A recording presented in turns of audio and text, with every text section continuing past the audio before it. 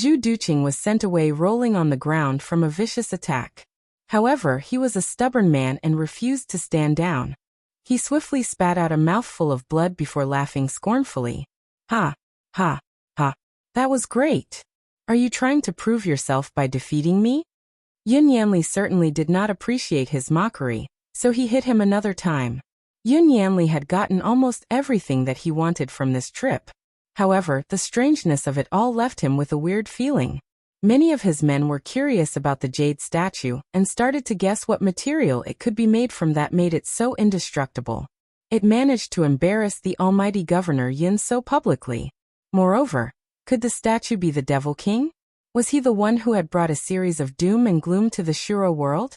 Could a statue really be so powerful? And if the Devil King had always been so powerful, he should have conquered all of the cities a long time ago, right? Why would he stay hidden in the Devil Kingdom for so long? Some people were well aware that the Devil King had mastered some degree of kung fu that was certainly admirable. But they also heard that it was nothing above that of a golden immortal. Logically speaking, the Devil King would still be defeated by Yun Yanli if they were to battle one another. Therefore, how could the Devil King's statue cause so much resistance to Yun Yanli when he was obviously not a match for him? Perhaps the statue did not belong to the Devil King but belonged to God. The crowd started to make some speculations, but no one had not found the courage to voice out their thoughts. They only stared at each other blankly, waiting for some direction. Yun Yanli could tell that some of his men were starting to have some doubts about what he had said before. He looked down and put a tight smile on his face. "Burn this place. Let's go back," he said nonchalantly. A wildfire engulfed the entire place almost instantaneously, and the villagers could be seen sobbing. For the past week, they had been leading a very peaceful and secure life back in the valley. Then a fire came and took their homes away. They knew that they could always rebuild their homes, but how could they restore the wizardry barrier that could shelter them from the corrosive blood rain? Even if they survived this calamity, they could only live in the city from now on. They would have to be the scum of society again. They turned to Gu Shijio and caught her staring at the fire as well. Even in such a difficult situation, she did not look very depressed. From her eyes, they could clearly see the courage that she possessed. Her presence alone had become a pillar of hope for the people. Everything was possible if they made it possible. Moreover, Di Fuya's statue possessed such an incredible source of power, which also proved that he was not only alive but was also growing stronger. As long as he was alive, they could be hopeful. He will surely wake up, they thought. And he would come back stronger than before. It was often said that a man's mistress should be kept in a splendid abode. Emperor Wu Di of the Han Dynasty used to be fond of his cousin, Chen Ajiao, so he made her a promise that if they were to get married someday, he would build her a splendid house decorated richly in dazzling gold to show her how much he actually adored and cared for her. When they finally got married, he did as promised and made her a very beautiful house in majestic splendor. For a while, she was the only one who had all of his attention. However, things changed when he had a change of heart and fell for someone else. She was deposed and stripped of her title as his queen. She ended up spending her entire life being imprisoned in the palace, never to see the emperor again. Gu Shijio knew the origin of the legend. What she did not know was that one day, she would end up staying in a majestic house, or more accurately, be imprisoned most fancily. The interior of the building was magnificent and luxurious. From the walls to the ceiling, every inch was plated with gold. Even the sandalwood furniture was all finished with gold linings. The bed in the middle of the room was also made of gold, covered in curtains that were woven from golden silk. Surprisingly, the toilet bowl in the corner was even made of gold too. Her eyes were dazzled by the amount of gold and yellow charm in the room. It had been 3 days since the start of her captivity. About 7 or 8 acupuncture points on her body had been sealed to make sure she had no strength to even stand up properly. A casual walk around the room would drench her in an extensive amount of sweat.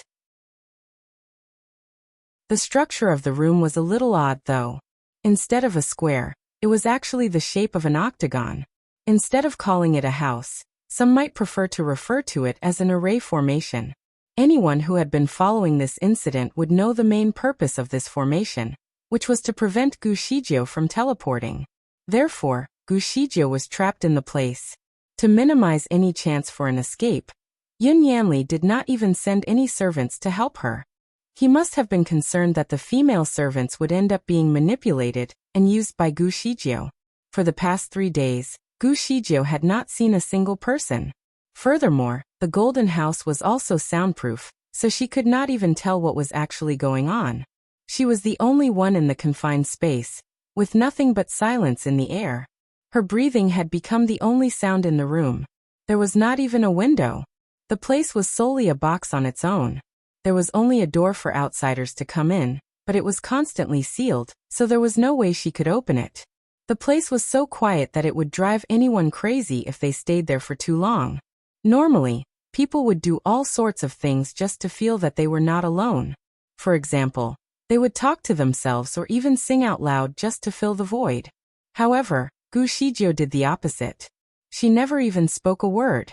After realizing that she had no way out, she stopped wasting her energy. Instead, she focused her attention only on meditating. Even though she could not properly use the spiritual energy that was sealed within her body, she still continued to meditate for a few hours at a time. Slowly, she would take a walk in the house before sitting down for another round of meditation. Shijie, are you used to your life in here yet? The golden door was suddenly open. 3 days later, Yun Yanli could be seen walking towards her with a big smile on his face. Gu Shijie did not answer him at all, and continued to sit very still. This action made Yun Yanli slightly irritated. Although he did not visit her in the past 3 days, he was able to see everything that happened in the dwelling. He had thought that Gu Shijie would be very grumpy for being held captive, but she remained disciplined, like an ascetic monk with a tough will. He took a walk around the place and said with a smile, Shijie, you have once told me about a young wife who lived in a plush house. I made a promise to myself back then that I would build you a golden house someday. Now I have kept my word. How do you feel about this golden house? Do you like it? Scornfully, Gu Shijie gave him a tight smile without saying anything. How did she actually feel?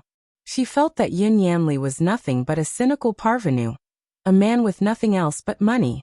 When she was traveling with Yun Yanli in the upper bound in search of a mighty immortal, the journey was rather boring. Knowing how much the muscle liked to hear stories, she casually told it about the young wife with a plush house. Yun Yanli, who was just beside her, heard everything. Never had she expected that one day he would build her the same confinement in gold. Nonetheless, a normal house that was made of gold would not be able to stop her from teleporting. Hence, Yun Yanli must have cast some spell over this place to block her from teleporting. Yun Yanli tried to initiate some small talk with her, but she did not respond. It was as if he were dead to her. Annoyed, Yun Yanli decided to talk about something that she might be interested in. Do you want to know what I have done to the jade statue? Gu Shijie finally answered, but with mockery. Did you get thrown away again? Yun Yanli was speechless. He acknowledged her with a sneer. It is only a jade statue. Do you really think I cannot do anything to it? I have only been sparing it because of you. In fact, he had tried many ways to shatter the jade statue over the past 3 days, using heavy objects and even fire. He had thrown it hard against the floor, too, and even blasted it with his spiritual power. Nonetheless, the jade statue remained intact without even a scratch. The powerful 7-colored wizardry barrier around the statue was able to resist all the external forces he used. He was quite bothered about it. He only brought it up to get Gu Shijie's attention, but she decided to uncover his lies right away. You are not sparing it. The fact is that you can't do anything to it. Don't make yourself sound so great. Chapter 25:20. What could be the person's intention? After a short pause, he suddenly let out a laugh. Do you really think I can't do anything to it? He said it in a calm tone, but his intention was clearly evil. Gu Shijie teased him. So what if you can hurt it? You are only torturing the statue because you cannot find the man himself. Does that make you look any better? The statue is defui. Yun Yanli exclaimed confidently while locking his gaze on her. Gu Shijie closed her eyes to avoid him. Yes, the statue is the man. You should keep on trying to attack it. Yun Yanli could not get any hint from her expression, so he paused for a while.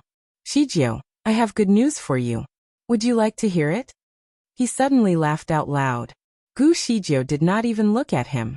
All of his news would be bad to her, no matter how good he made it sound. At this point, nothing could be worse than what she was experiencing at the moment. Hence, she did not quite care. Yin Yanli took a chair over and sat down next to her. He then took a look around the place. Then all of a sudden, he started talking about the most random topic. Shijio, there is something I have not told you. Before we met, I once had a dream.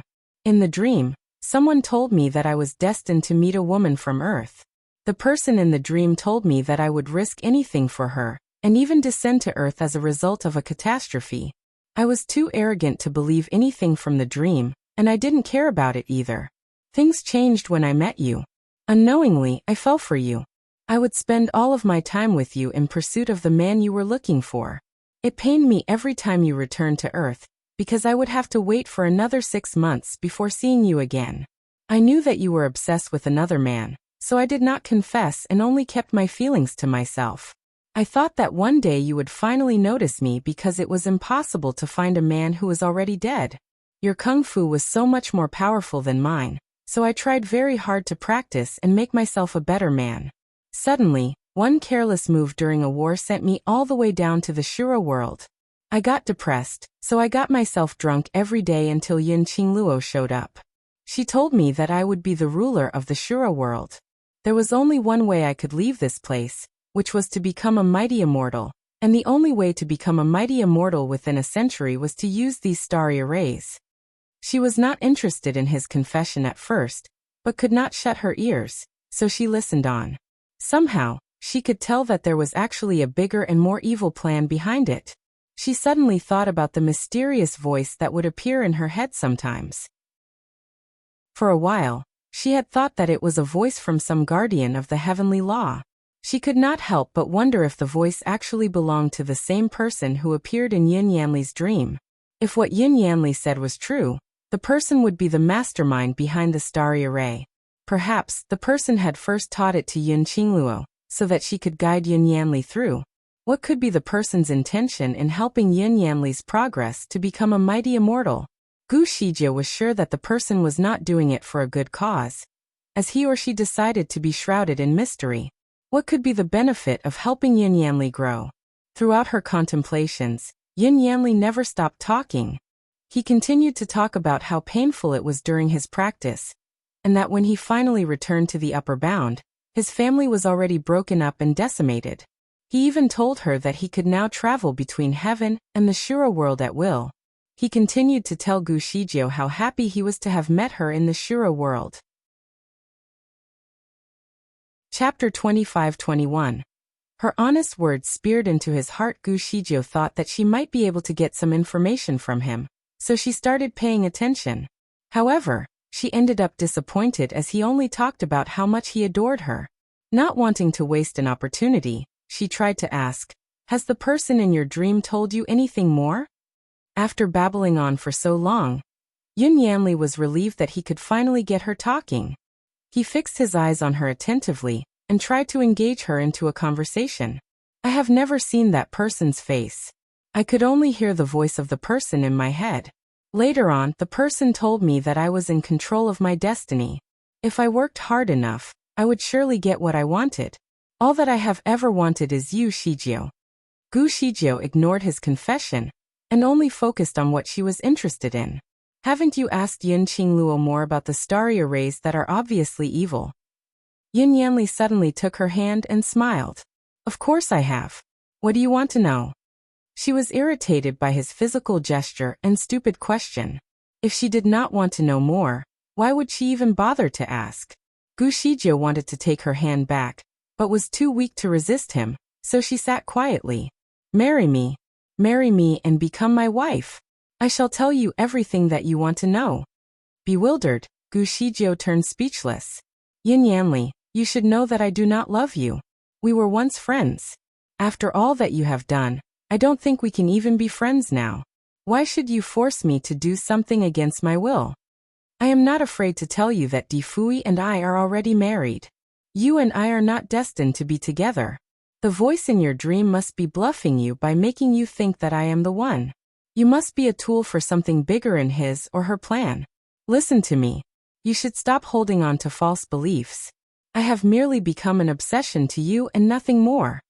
Gu Shizhou said it casually, but her honest words speared into his heart.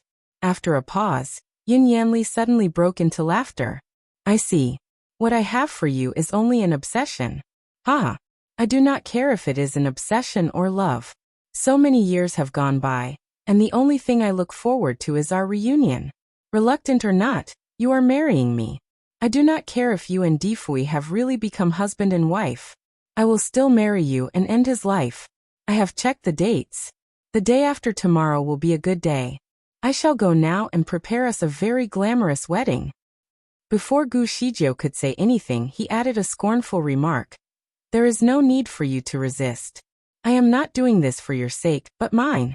You can only wait until you finally become my bride. I will prepare a grand wedding and a big show for you to enjoy. He raised her chin and continued, Little Shizhou, you will surely be very surprised. I have invited all of the villagers and your friends to attend the wedding. Even though you have mistreated me, I am still giving you the best of everything. Delighted, he let out another laugh before leaving. The man had gone mad, and Gu Shizhou was just relieved that he left. Yin Yanli had completely disregarded their friendship in the past. This time, he was going to force her hand to get what he wanted. Clearly, he was doing all this to try to bait Difui out of the Devil Kingdom. Gu Shizhou tried to think hard for a way out of this mess.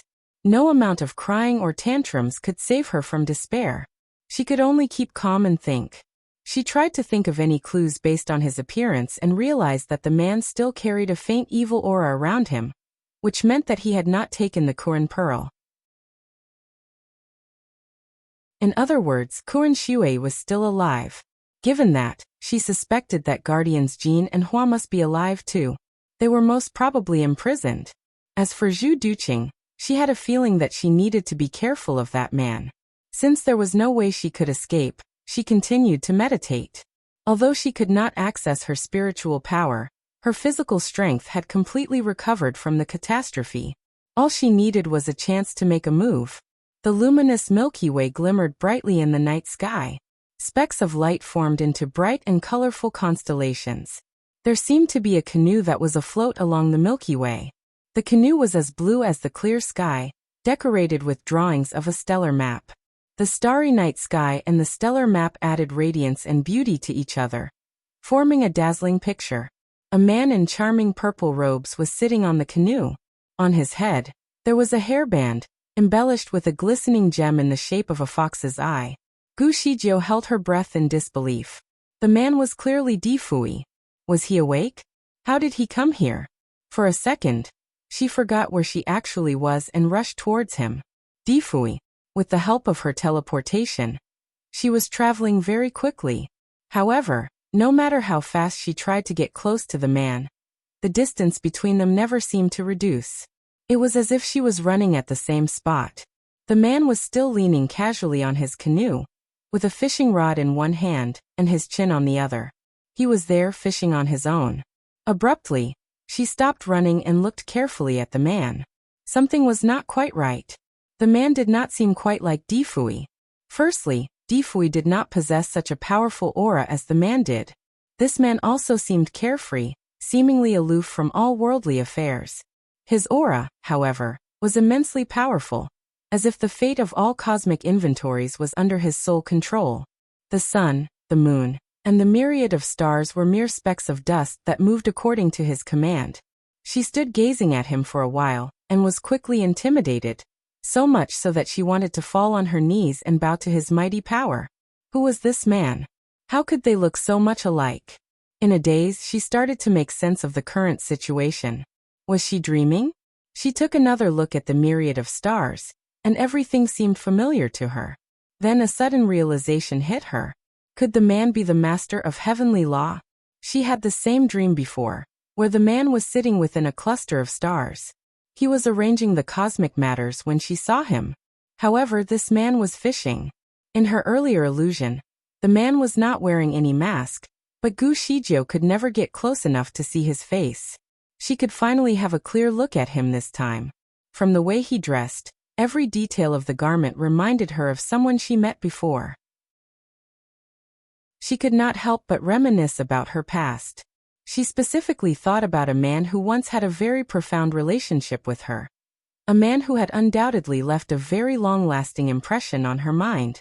She had an urge to call him Celestial Master Zhua, but hesitated.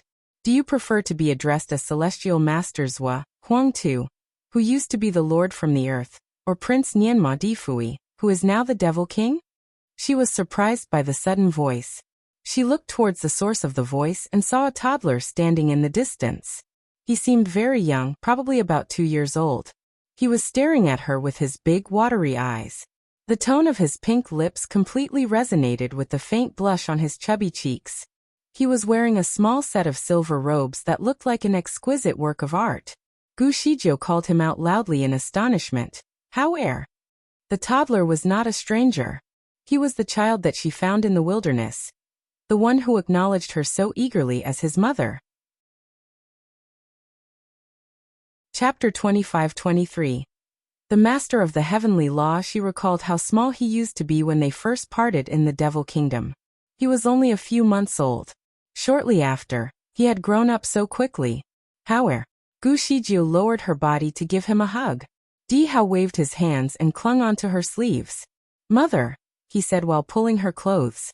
Gu Shizhou decided to squat and gently caressed his hair. It has only been a few days.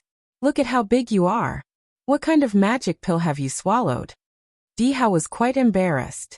I did not take any pills. I have got this all from my parents, he humbly explained. Gu Shizhou was speechless. Impressive genetics, she thought. It was very similar to Difui. Who are your parents? Gu Shizhou was eager to find out. Di Hao looked at her with teary eyes as he said, Mother, don't you want me anymore? Gu Shizhou said nothing more, for she knew there was nothing she could get from him.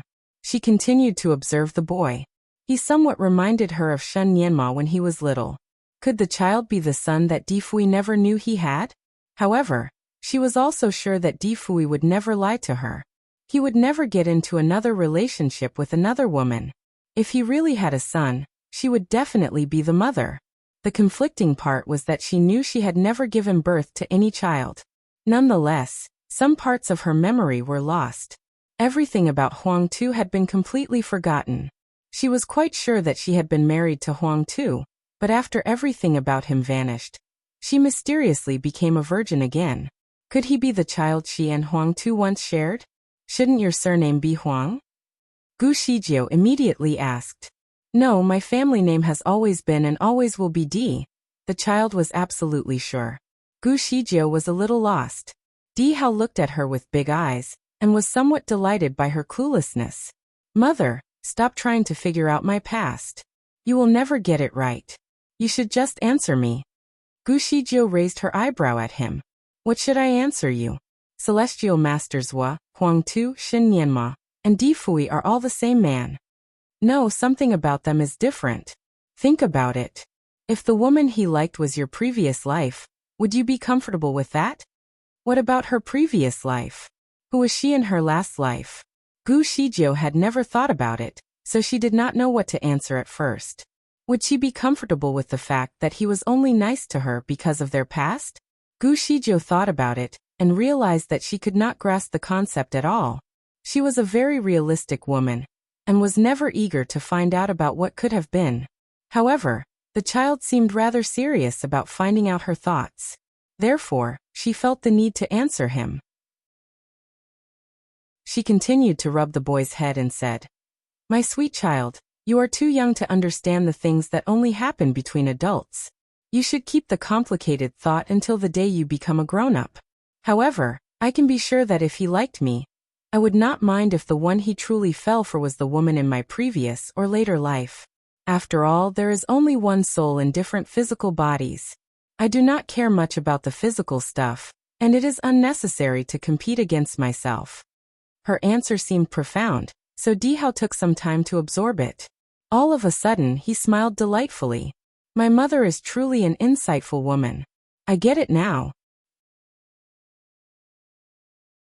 Chapter 25-24. The Master of the Heavenly Law too. He raised his hand to put Guzijia's messy hair back in place. From the way he acted, she could tell how casually he treated her. Suddenly, Gushijo had a thought that the boy was actually an adult who resided in the body of a toddler. The sudden thought sparked an idea in her head, so she asked him directly, "Dihao, did you come from the future?" Distracted, Dihao stopped messing with her hair and gazed at Gushijo intensely. He was impressed by her precise assumption. It was rumored that a pregnant woman would lose the ability to think straight for at least 3 years after giving birth. Obviously, the same saying did not apply to his mother. His eyes lingered on Guzijia's stomach for a while before looking away. You can assume so. There were things that he was not allowed to share. Once he did, he would immediately vanish. Moreover, he had an unaccomplished mission to attend to. He turned his eyes towards the man in the stars and smiled. There he is. What was the boy talking about? Gushijo followed his gaze and was surprised by what she saw. The Master of the Heavenly Law, who highly resembled Difui, was still sitting in his canoe. However, there was another man in black who suddenly appeared and greeted him politely with a "boy. My Star Lord." The man in black was obscured in a cloud of mist, so Gushijo could not get a clear view of his face.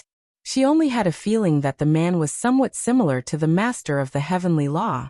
Black was the coldest color of all, so for a man who dressed entirely in black, he would either be very cool or very serious. She looked at the man in front of her and found him to be quite elegant and graceful. Furthermore, his aura was equally powerful and intimidating as the Master of the Heavenly Law. From what she observed, the man did not look like a follower, but more like a friend. Otherwise, he would have greeted the Master of the Heavenly Law with a bow. The Master of Heavenly Law was still seated, casually lifting his chin with one hand. "Let us have a round, shall we?" Better to accept the offer than to refuse it politely. The man in black swiftly agreed. The Master of the Heavenly Law waved his sleeves, and a chess set immediately appeared between them. On the board, all they had were a series of stars as opposed to black and white pieces. The men took their seats and started playing. Gushijo knew how to play chess, but the way they played it was too complicated for her to understand.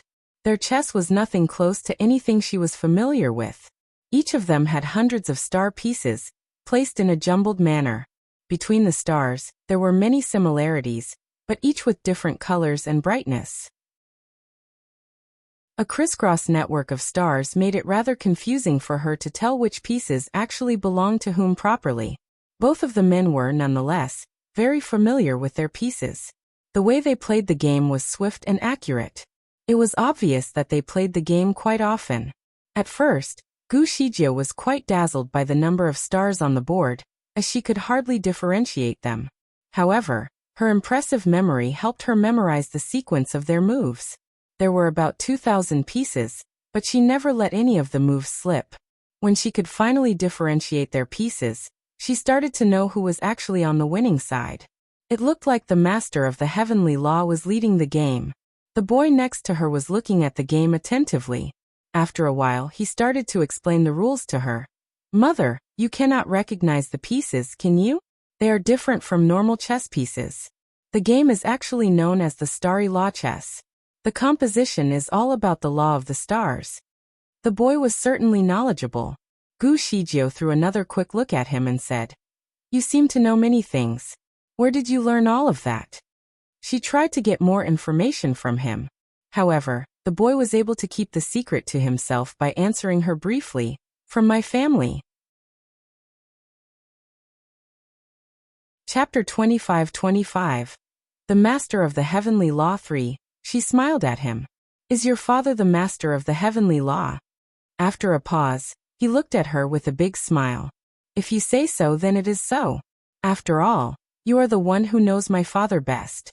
By the way, let me tell you more about the law of the stars. Every game actually represents the world. All the pieces on the board have the ability to affect everyone in that particular world. Every move could be a game changer." The boy continued to share with her. Gushijo quietly listened without interrupting. She also took the time to observe the two men's styles of playing. "Mother, let me tell you more about the respective pieces. The boy offered more explanation, as he could see the confusion on her face. Gu Shijie shook her head and rejected him. No need for that. I can tell their pieces apart. Dumbstruck, Dihao was very impressed. Mother, have you seen them playing before? No, this is my first time. Mother, you are so smart, just like me. Gu Shijie caressed his head gently and said, Of course. How could I be your mother if I was not smart? Mother, can you tell their style by now? Gu Shijie took some time to put her understanding in order. The master of the heavenly law is a relentless man who plays chess with unpredictable moves and kills pieces instantly for the sake of winning. He does not hesitate to sacrifice any pieces. The overall performance is quite brilliant. As for the man in black, he plays chess quite fast too, but definitely with more caution. Sometimes he gets indecisive and is reluctant to let go of some of the pieces that should be abandoned, but sometimes he is quite harsh and will let go of the pieces that are still useful for the overall strategy. The man's character seems a little dark, as observed from his style of play. All in all, the master of heavenly law plays the game without any emotional interference, like a machine with no feelings. The man in black, on the other hand, carries emotions with him. From what I can see, the man in black will lose the game. Her explanation was thoroughly on point. Dihao was very impressed. Then he took out a bag of chips and offered the snack to her, so they could both enjoy the game. Gu Shijie was right. The man in black had indeed lost the game. With a sigh he complained, It seems like I can never defeat you. The master of the heavenly law answered casually, Your petty considerations have obstructed you. When you get distracted, you will be too afraid to lose, which is the sole reason for your defeat. When you finally learn to be at peace with yourself, perhaps you will win the game. After a long pause, the man in black responded with a chuckle. Brother D, as the master and the creator of the heavenly law, you certainly have to be tough and merciless. However, can you be sure that you will always remain this way, without any preference for good or evil? Can you always keep your emotions out? The master of the heavenly law finally caught something with his rod. Swiftly he pulled a silvery red fish from below. The beautiful fish remained enthusiastic as soon as it was out of the sea of stars. Then, it transformed itself into the form of an exquisitely dainty and ravishingly beautiful lady. The lady was dressed entirely in silvery red robes. Lights danced in her eyes. As charming as the myriad of stars in the night sky, anyone would be easily drawn to her flattering figure. Gu Shijie knew that she had seen the lady before, but could not recall when. After being caught onto the canoe, she seemed frightened. Quickly, she fell to the ground and bowed before the master of the heavenly law. My lord, please spare my life. It is not easy for me to get to this point. The master of heavenly law looked at her smilingly. I know it has not been easy. You have troubled the entire kingdom for the sake of your personal achievement. Millions of lives were plunged into the abyss of misery, because of you. The lady started crying. No, it is none of my business. The king made me do it. Chapter 25-26. The Master of the Heavenly Law 4. Her face was as beautiful as the legendary Su Daji in the ancient Chinese story. Every wink and every smile was able to cause a wave of havoc with one's heart. But this was more apparent when she started crying. No one was able to resist the charm of a weeping beauty. The master of the heavenly law only responded with a tight smile, so the lady assumed that the master of the heavenly law was finally interested in her. She bravely took the first step forward to approach him. I admire you very much, my lord. You will be the only one that I love. You admire me? What will you do to prove it? My lord, you can ask me to do anything, and I shall obey. The lady answered in a soft, trembling voice. The way she spoke was seductive and bewitching. Temptations lingered in her eyes as no man was ever able to resist her seductive invitations. Even as a woman, Gu Shijie was enchanted by her exquisite beauty. Indeed, the lady was a voluptuous creature. Bewildered, Gu Shijie could not help but turn her eyes to the master of the heavenly law for an answer. The master of the heavenly law was still smiling at her. Come here. He invited the lady by reaching out his hand. Hopeful, the lady enticingly walked towards him, and was ready to hold his hand. Before their hands touched one another, The man suddenly turned his hand around and struck the lady by enveloping her in a circle of white light. The lady disappeared, leaving only a fish behind. Refusing to take the defeat, the fish continued to jump around in the canoe. The master of the heavenly law gave the fish a wave, and it was immediately sent to the man in black. In the blink of an eye, the fish was already descaled and cleaned. Use it to make soup. The fish is very nutritious. I am sure it tastes nice. The man in black had nothing to say.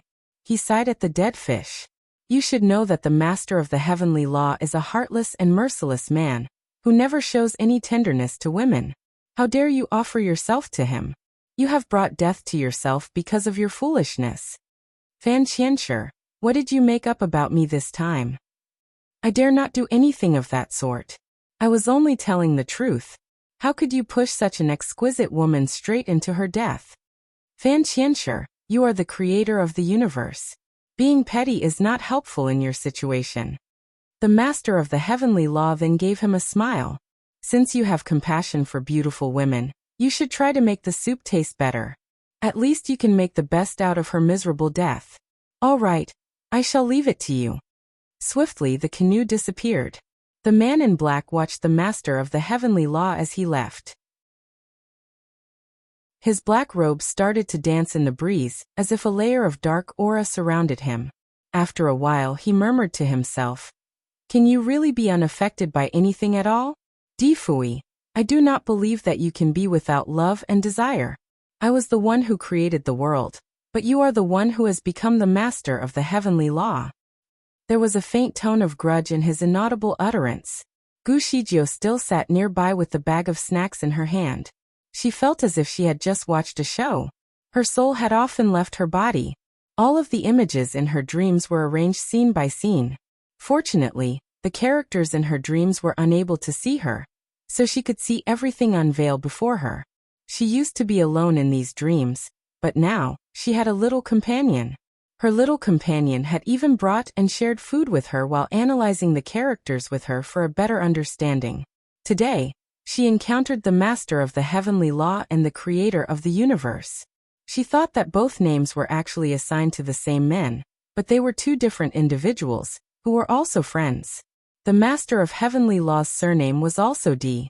As for Fan Qianshi, he played the role of the creator of the universe, which was equivalent to goddess Nuwa, who repaired the sky and built mankind. While she was still caught in a daze, little Di Hao suddenly gave her a push and said, "Mother, let's go back. I cannot hold on any longer." Soon, she started free falling into a void while all of the scenes disappeared abruptly. Eagerly, she opened her eyes again, only to be dazzled by the golden charm in the room. She was still in the golden house. Everything that she saw was only a dream. Chapter 25-27. A battle of wits and courage. There she sat, trying to recall the dream, only to realize she had forgotten almost all of it. In a blur, she roughly remembered that she saw the master of the heavenly law was playing chess against a man who was known to be the creator of the universe. What a dream that was for Gu Shijio. However, she realized that it seemed to be more than just a game of chess. Troubled, she tried to think hard for any clues but could hardly recall anything. Gu Shijio was gifted with a photographic memory. Her mind retained everything she saw or read, but the dream was an exception. The images vanished very quickly, like something had shrouded her from seeing the truth, and removed the traces from her head. She could not remember the two great men from her dream, but Di Hao's presence clearly made an impression. She remembered that the boy had even shared with her a bag of snacks while watching the game unfold. Gu Shijio would often retain the memory of her dreams when she woke up, but this time, everything disappeared almost instantaneously.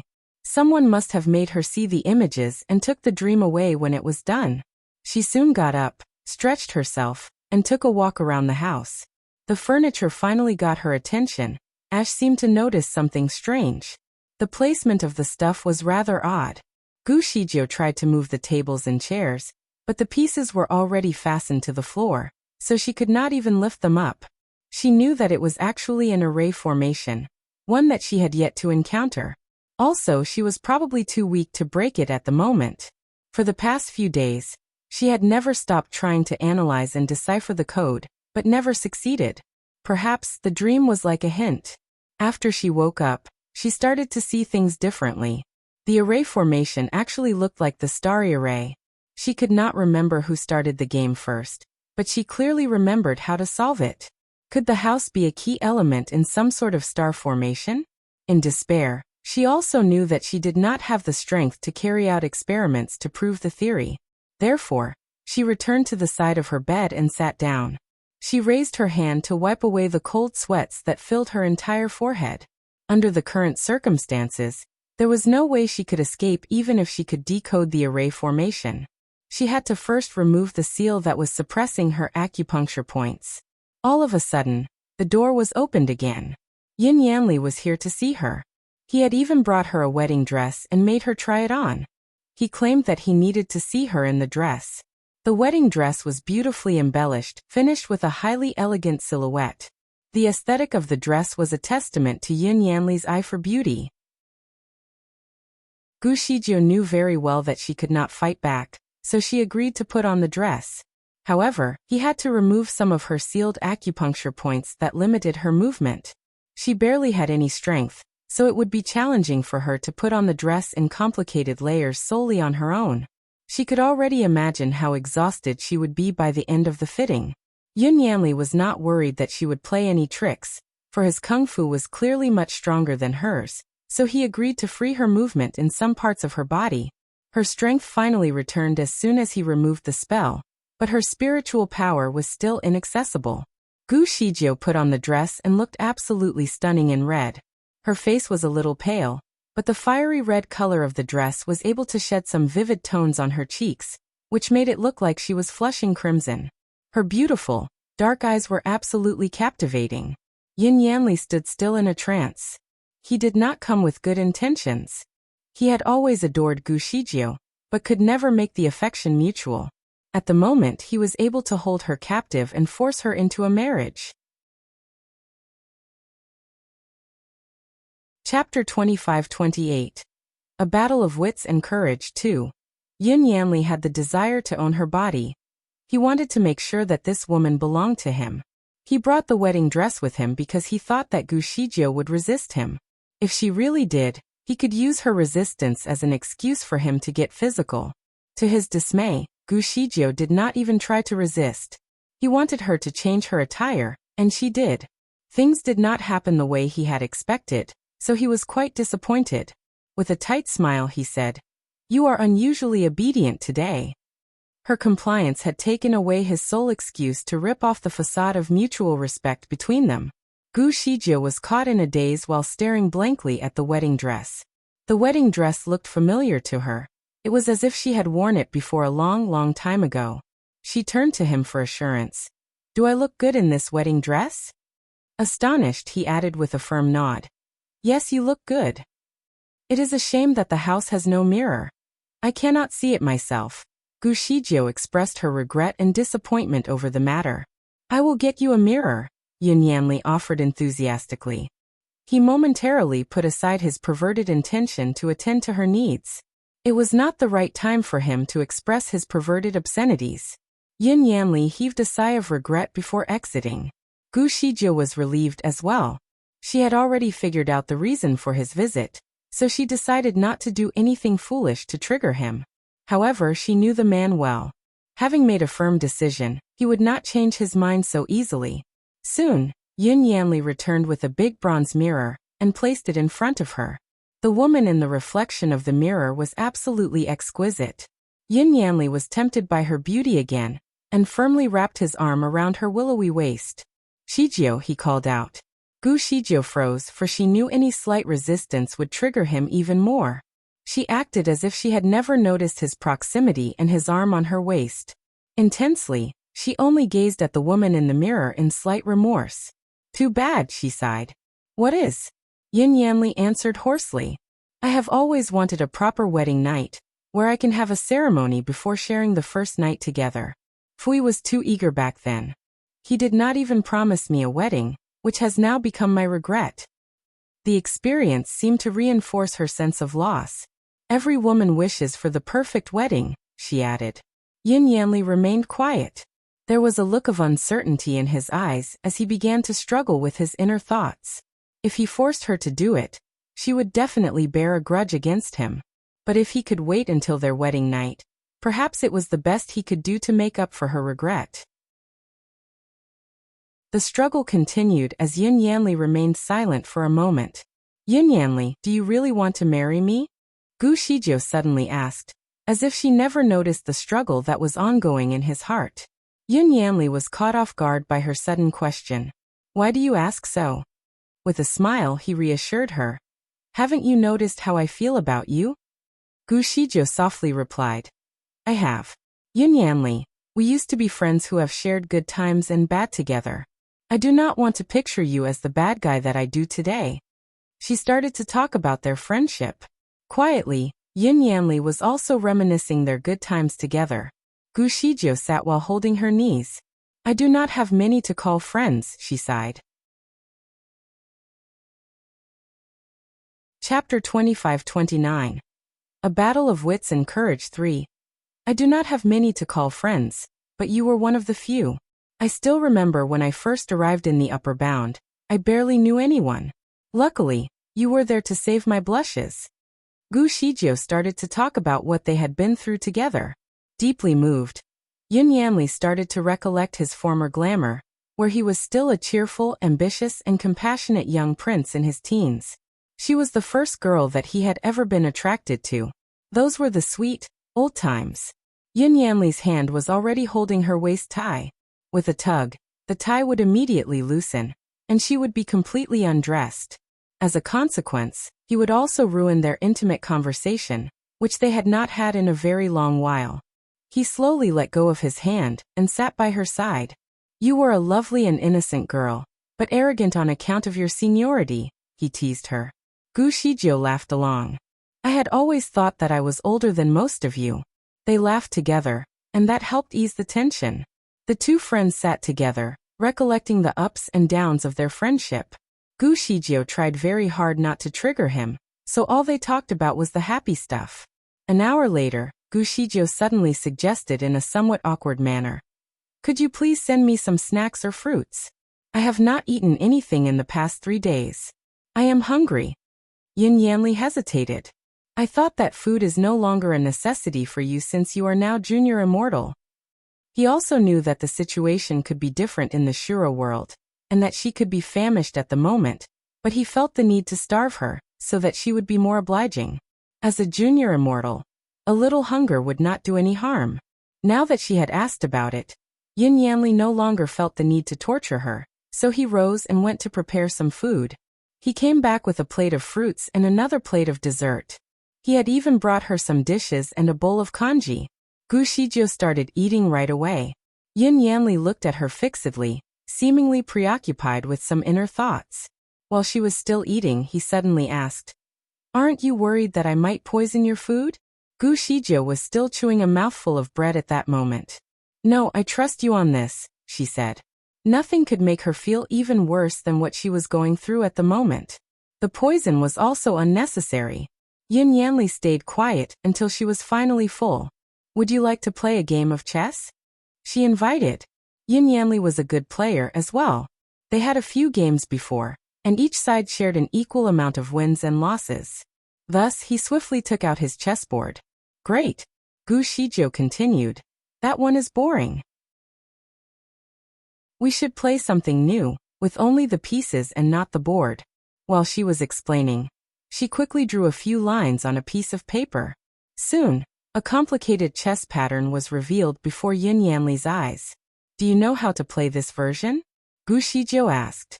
His frown had clearly denoted his confusion. I have never seen anything like this before. It is all right. I will teach you. Gu Shijiu was exceptionally patient with him. 3 days of imprisonment must have made her suffer from boredom. Yin Yanli looked at her with a firm nod of acknowledgement. All right. Thus, both of them started playing the game. Yin Yanli was a man of great intelligence. Despite his lack of skill, he managed to keep up and became familiarized with the strategy. They had a total of 5 games, but Yin Yanli had lost them all due to his lack of practice. However, Every loss was less severe than the one before, which proved that his skills were slowly advancing. Chapter 2530. A Battle of Wits and Courage 4. The game was quite addictive, so Yun Yanli was interested in going a few more rounds, but Gu Shizhou has obviously tired. Let us call it a day. We will play another game tomorrow. Yun Yanli thought about it for a moment and agreed. All right, I will revisit you tomorrow. He raised his hand to seal away her acupuncture points again. Sorry. I have to do so. Gu Shizhou did not argue. She only nodded. His eyes lingered on her face for a while before leaving the room. He longed for sweet little moments between them. He wished that time could just stop for him. Gu Shizhou could not help but heave a sigh of relief, for the danger was finally over. She lay on the bed and started contemplating. Obviously, Yun Yanli was not familiar with the game, and the way he played was completely different from the so-called creator of the universe. Apparently, he was not the reincarnation of the man that she had a dream of. She moved her wrist around to flex it a little, being sore from the games. Before Yun Yanli placed the spell on her acupuncture points again, she secretly used a skill that she learned from the modern world to alter the position of the acupuncture points by half an inch. Due to the slight difference, Yun Yanli's spell had failed, and one of his attempts had actually freed the flow of spiritual power in her body. In other words, her kung fu was slowly recovering. She had at least 1/10 of it back. The progress was not impressive, but it was enough for her to carry out some plans. As soon as Yun Yanli left the room, he saw the young palace master standing not too far away from the door. Her blank gaze was clearly fixed in his direction. Frowningly, Yun Yanli asked, "What is the matter?" The young palace finally recovered from her preoccupation and said, "Master, there is only one more ingredient left. My men are working on it right now. Everything can be prepared by tomorrow night." Yun Yanli acknowledged with a nod. "Well done." He complimented her, but only verbally. He did not give her a firm tap on the shoulder, like how he used to. There was a look of despair in her eyes, but she decided to fulfill her role and continued to report. "I have some news from other cities. Recently, some masters of Kung Fu have been making their appearances quite frequently around the administrative centers. The Rain of Blood should have happened 2 days ago in Lagua City, but it did not. Because of that, people are ready to make trouble. More and more have joined forces to search for the star formation in other cities. There seems to be a massive uprising." Yun Yanli was not quite bothered. They are nothing but a bunch of fools. What damage can they do? Relax. When they finally see the wedding, they will believe in everything I say. The young palace master thought about it for a moment and asked faintly, "Master, are you really going to marry Gu Shizhou? Didn't you say that the wedding was only baiting Difui to show up?" "That is only one of the many reasons. I am still going to marry her." She was his biggest obsession, so he needed to make sure that she belonged to him. He was even more excited at the thought that she used to be Difui's woman. The young palace master's face turned pale. What about Dyer? You have promised to marry me." Slightly surprised, Yun Yanli reassured, "Don't worry. You have my word. I shall not treat you unfairly. When I finally reclaim my throne as the Emperor Immortal, I will definitely make you my imperial concubine immortal." "What about Gu Shizhou? She has never stopped plotting against you. Her heart never belonged to you. Are you still going to appoint her as your Empress Immortal?" Yun Yanli was obviously annoyed. "Ming Dai, you have just crossed the line. Who do you think you are to meddle with my personal affairs?" Intimidated, Ming Dai quickly apologized for her misbehavior and said nothing more. Yun Yanli needed her, so he would try not to upset her. He said some comforting words to her and made a promise that he would marry her the same way as he did with Gu Shizhou in a month. Chapter 2531. The rescue. Ming Dai gazed at him in despair. She never cared about the wedding. He was the one that she cared about. However, compliance had become a regular tendency. No matter how uncomfortable she was, she would not complain about it. Swiftly she left. Yun Yanli could sense her disappointment, but decided to disregard it. Her loyalty would remain unchanged, no matter how bad she felt. Therefore, her emotions were never his concern. All that he cared about was how she could help in his plans. He stood, contemplating for a while before heading towards Kuan Shui. Kuan Shui was still trapped within a uniquely crafted net. Yun Yanli decided that torment was the best way to express how much he actually loathed the creature. So he altered the net to make it inflict more pain. Within the net, Kuan Shui felt like he was lying on a bed full of sharp needles that had not stopped poking him. The painful sensation was almost like being stung by a swarm of unforgiving wasps. The worst part was that he could not transform into his human form, and could only stay as a fish. In order to please Yun Yanli, the guards had even put him on a fire. He used to be immune to the fires of the mortal world. However, the net had largely restricted his spiritual power, so he could only count on his skin to resist the heat. His body was never burned, but the ashes were making him uncomfortable. Yun Yanli found that the Kun's dirty face was rather pleasing to watch, so he would visit the fish every day. Today he showed up as usual and stood before Kuan Shui to observe him.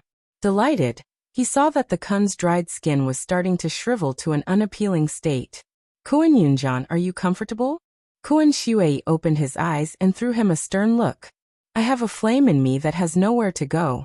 Let me share it with you, and I shall be comfortable.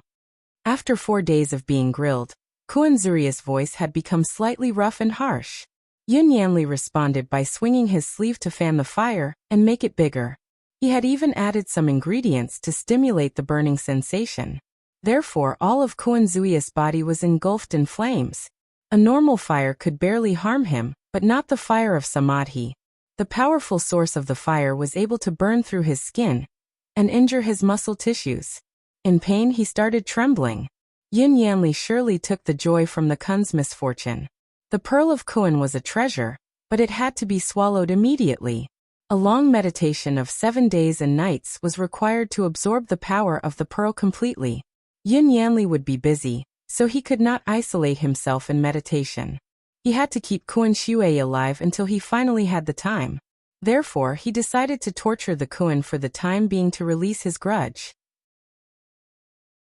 Kuan Shui closed his eyes to endure the pain and ignored Yun Yanli. Kuan Yunjan, after Shijio and I are married, I will kill you and retrieve the pearl for myself. Also, your skin seems like a good material to make a dress for Shijio. Kuan Shui finally opened his eyes to give Yun Yanli some attention. He said politely, Are you dreaming? Sleepwalking in broad daylight? Then he added with a smile, Did you tell me all your plans just to break my heart? Are you in love with me? You are always interested in my emotions. Are you trying to make me jealous? Yun Yanli did not want to talk with the creature anymore. He only wanted to grill and torture the fish as much as he could. He raised his hand to cast 3 portions of Samadhi to the flames. Also, he sent more men to add firewood and fuel the flames. Yun Yanli finally went away while Kuan Shui was inevitably rolling around in pain. Chapter 2532. The Rescue 2. The pain was unbearable to the point where Kuan Zuya felt like he was in the process of being grilled. Nonetheless, he was more concerned about the jade statue than the pain. He had seen many things in his lifetime. Knowing Difui personally, he was convinced that the man had transformed into the jade statue. The status was too extraordinary. If Difui were removed from the equation, he could not think of anyone to turn the tide back into their favor. There was an army in the Devil Kingdom, but they would not stand a chance against Yun Yanli's men. Moreover, even if they could stall his team, no one was powerful enough to defeat Yun Yanli. If he could bring the fight outside of the Shura world, perhaps he could teach the lousy prince a lesson. Unfortunately, he was trapped here. In fact, he had been defeated and captured. The 4 guards who stood around him were half-orcs. Kuan Shui had been observing them for a while, but he could not tell their origins. They did not look like failed mutated beings.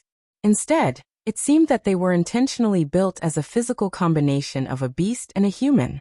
It was certainly not a comfortable sight for Kuan Shui.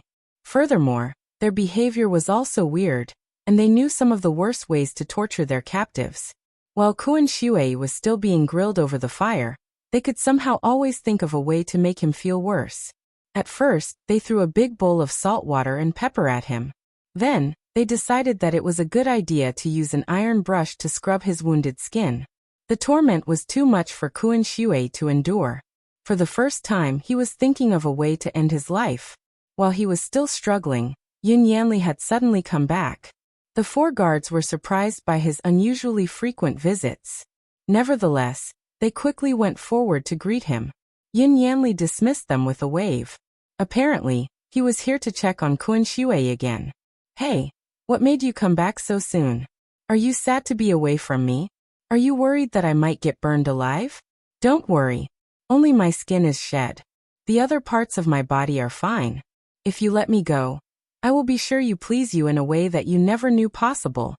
A sensation that will make you come back asking for more. Yin Yanli did not answer him. Instead, he walked around the fish to observe it closer before giving it a gentle tap on its back. Your skin is truly fire resistant. The 4 men chimed in, true. The fish's skin is peculiar. It will not get burned no matter how big the flame gets. Yin Yanli waved his hand as a sign to ask them to come over. Come and have a look. Are there any cracks on its body? The 4 men did as told. Suddenly, they were overwhelmed by a strong and yet pleasant scent. Before they knew it, they suffered a blackout as they collapsed to the ground. Qin Shui froze momentarily. In disbelief, he looked at Yin Yanli, not knowing what to do. You, Miss Gu. Yin Yanli smiled at him and said, You got me. Gu Shijiu answered him in her own voice.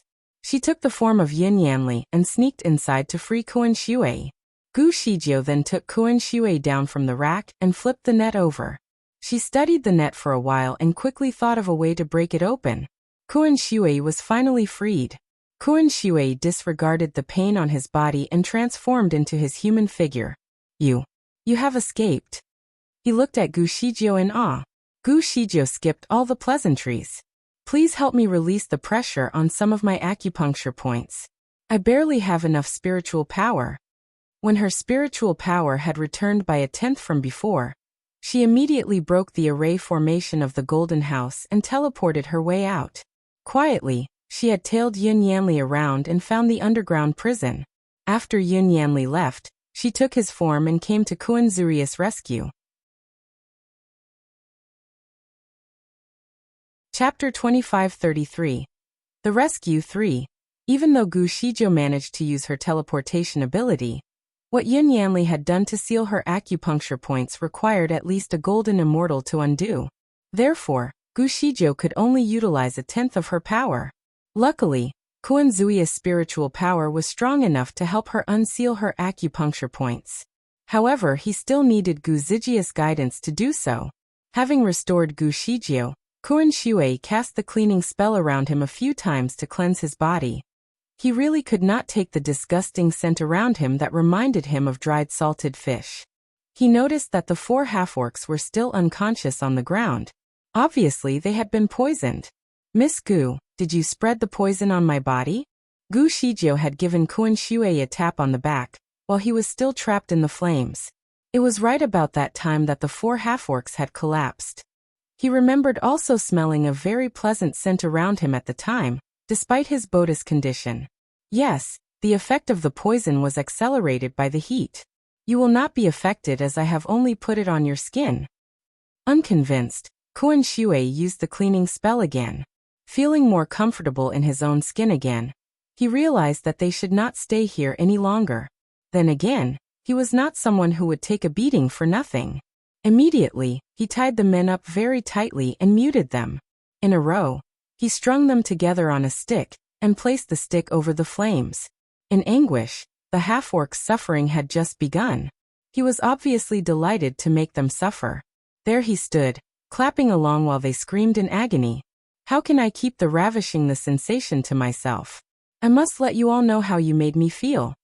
Then he poured the hot bowl of pepper and salt water onto the burning men. They did not have the same water and fire-resistant skin as Qin Shui.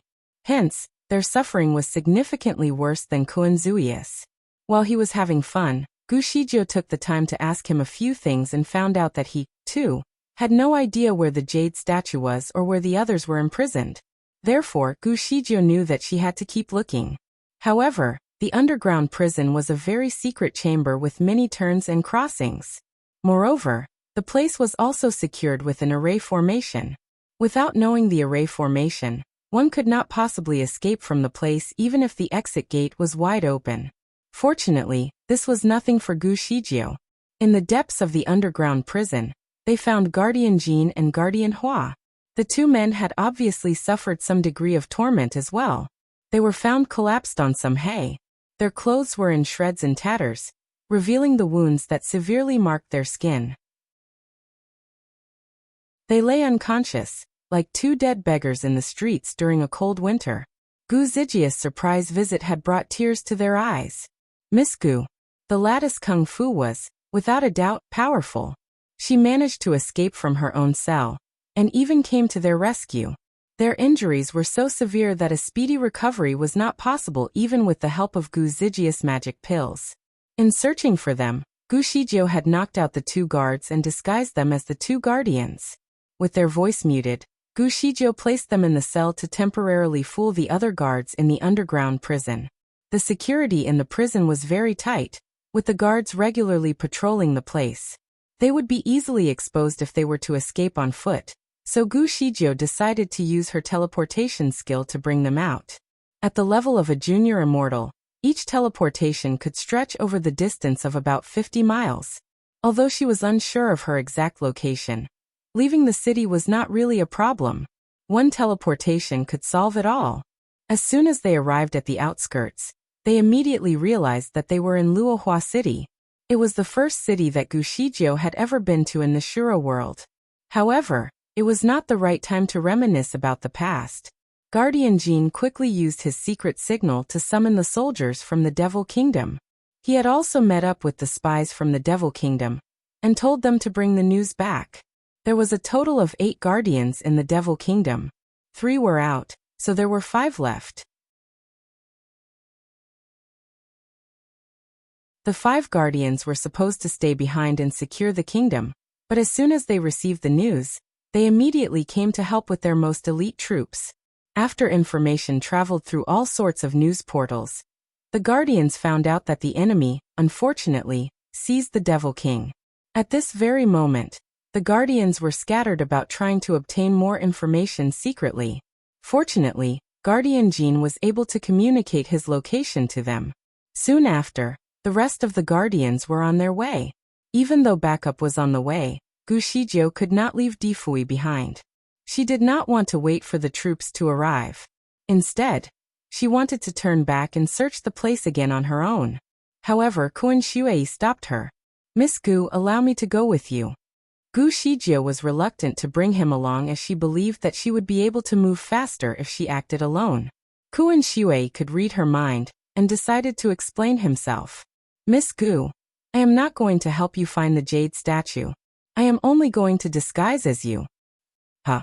Miss Gu, you are the one that Yin Yanli cares about, so he must have installed some kind of surveillance in your room. Without anyone to step in for you, he will soon find out that you had disappeared. He would surely go into a frantic search. It will not be helpful for your quest, as he would surely secure the jade statue knowing that you would go looking for it. Let me stay in the room and pretend to be you, so that Yin Yanli will not be suspicious about your whereabouts. You can save me after you find my master's statue." He had a point. Also, since Kun Shui was a master at disguising himself, Yin Yanli would not notice a thing. Therefore, she agreed to his plan. Swiftly, she went straight back into the Golden House with Kun Shui using her teleportation ability. Gu Shijio was a very efficient person. She had sorted out many things in just a brief period of time.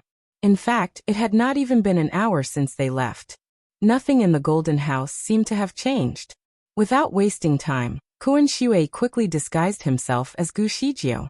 He even imitated her energy level and temperament. He seemed at ease, just like how Gu Shijio would normally look. Relieved, she gave Kun Shui a few pointers before leaving. She also noticed that the surveillance camera that she had tampered with was still in the room, which proved that Yin Yanli had not stepped into her room while she was away. As soon as he left the underground prison, he immediately headed towards another secret location. Meanwhile, Mr. Zhu had been seized in another place.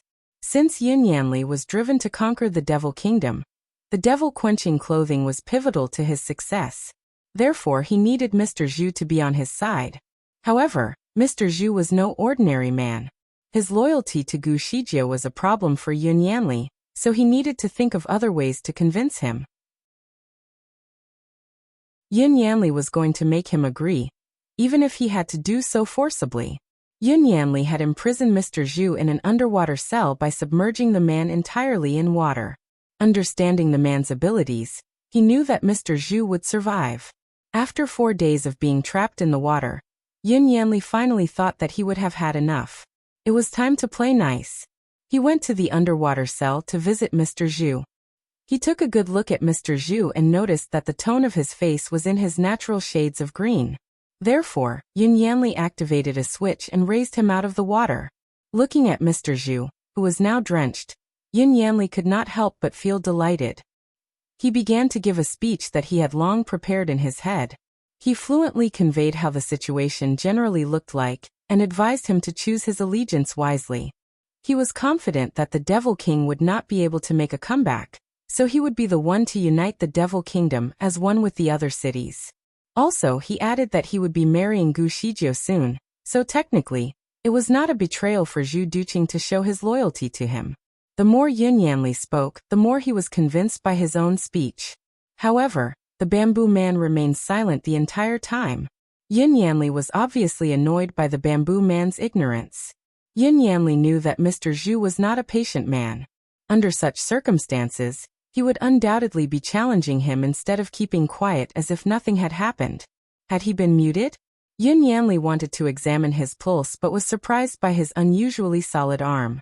Stunned, he hit the man with a streak of light only to find that it was only a bamboo carved into the shape of a man, and covered with a set of loose robes that Mr. Zhu would normally wear. In fact, it was only a puppet, contemptuously smiling at him. Yin Yanli's jaw dropped in utter astonishment. Zhu Duqing had escaped. When exactly did this happen? Largely unimpressed, Yin Yanli called upon the 2 guards that he had assigned to keep watch over Zhu Duqing. He found out that they were equally confused.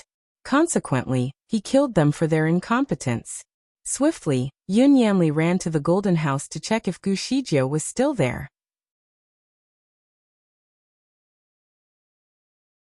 Chapter 25-35.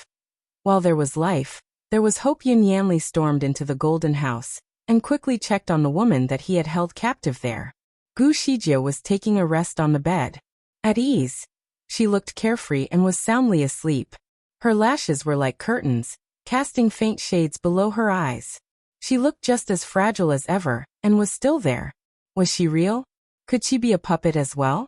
Yin Yanli approached her to take a closer look. Abruptly, Gu Shijie opened her eyes and was very surprised to see him. "You," she said hoarsely in a sleepy voice. It sounded just like her. Even her facial expressions looked normal. Yin Yanli was relieved that she was still there. With a calmer mind, he realized that it was rather unlikely for her to be able to escape. After all, the Golden House was made with the starry formation, which he had learned from the mysterious voice in his dreams. No one, not even a mighty immortal, could possibly leave the house. Gu Shijie was merely a junior immortal, and her spiritual power and physical strength were both restricted, so there was no way she could escape. He took a look around the house, and a tiny crystal in the corner caught his attention. It was supposed to be a surveillance camera used to spy on Gu Shijie, but it was broken. He then turned to look at Gu Shijie, who was guilty of breaking it. "I do not wish to be spied on when I rest." She had discovered his little trick. It was indeed a perverted thing to spy on a girl when she was alone in the house. Anyone would break the camera if the same thing happened to them. Yin Yanli was quite embarrassed, so he made up an excuse and said that the surveillance was for her safety. Then he quickly left. Gu Shijie sat up casually and let out a scornful laugh. Her impersonator was impressed by his acting. Luckily, he was able to get back in time. Otherwise, the whole plan would have been exposed. Nevertheless, it was odd that Yin Yanli would race into the place so abruptly. Had Gu Zijie's tracks been discovered by Yin Yanli so quickly? It did not seem likely. After all, if Yin Yanli discovered her, he would not have come into the Golden House to check on her. So, what made him suddenly search the place? Had Yin Yanli found out about Kun Zui's escape? It was easy for them to disguise the guardians who were in the cell. However, it was difficult for Kun Shui to find a replacement for himself, as no one could possibly disguise as the mighty Kun. Due to Zhu Duking's escape, Yin Yanli had sent his men to check on the guardians, and soon discovered that they were both gone. This made him furious, and he ordered the entire city to be searched.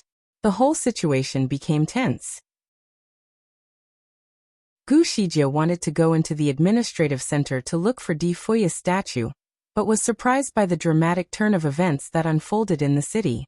Learning from his earlier mistake, Yin Yanli had figured out that the most dangerous place was often the place that people would overlook, so he started by searching his own residence. The man would have almost seen Gu Shijie there, but luckily, she reacted quickly enough and avoided him. Yin Yanli had many men working for him. Some of them were specialized in hunting people down. Their majestic beings would help by sniffing out the scent of their victims. Although Gu Shijie was eager to find the jade statue, she dared not do so publicly. While there was life, there was hope. As long as she was free, there would still be plenty of chances for the rescue. Hence, she used her teleportation ability again, and went straight back into the Golden House. She wanted to free Kun Shui, but as soon as she arrived, she could immediately tell that Yin Yanli was approaching. "Miss Gu, you have to go. I need to stay behind and keep him here. Don't worry. He will not be able to tell the difference." "Miss Gu, you should go now.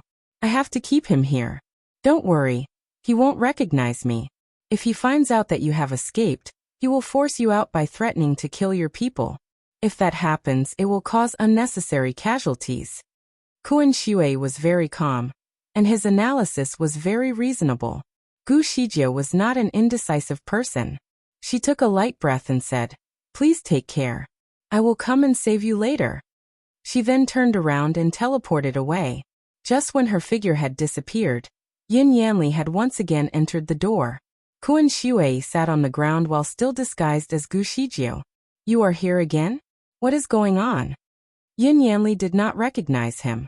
However, he had his suspicions about Gu Shijie and knew that it would not be wise for him to overlook anything. Therefore, he repaired the hidden camera in the Golden House. In just a few minutes, he managed to piece it all back together. Knowing that Gu Shijie had uncovered his secret device and might destroy it again, he added a protective cover around the camera that could only be destroyed by a golden immortal. He also told her not to destroy the camera this time, or there would be consequences. Gu Shijie understood what he meant. She bit her lips and said, "Rest assured." Yin Yanli was stunned for a second by the response he received. He smiled at her and said, "Shijie, it's good to see you being so obedient." Kun Shui looked down, and did not respond any further. However, he sneered in his heart. He had sarcastic thoughts in his head, as well about a possible relationship between the two of them. But of course, since he was disguising as Gu Shijie, he did not say anything of that sort as it could expose his identity. Nonetheless, he did take the opportunity to ask one of his concerns. "Why are you so anxious all of a sudden? What happened? Did someone run away?" Yin Yanli stared at her and asked, "Can you guess?" Yin Yanli then glared at Gu Shijie rather fiercely, which made Kun Shui slightly nervous. Nevertheless, he tried to make a guess. "Kun Shui? Why did you guess it is him?" "Because among the people you have seized, he is the most capable one." Kun Shui was never stingy on praising himself. Yin Yanli snorted. "He is just a mutated dirty pervert. He is going to be my meal sooner or later." Kun Shui was speechless. In fact, he thought to himself, "You are the dirty one. I am a Kun. There is a world of difference between the two." Fortunately, he calmed down soon enough as he usually did not concern himself with ignorant people. He smiled and did not speak any further. The mythological creature's movements were very much alike to Gu Zijius, and since Yin Yanli was in a hurry, he did not realize anything abnormal. Since everything seemed in order, Yin Yanli soon left the room.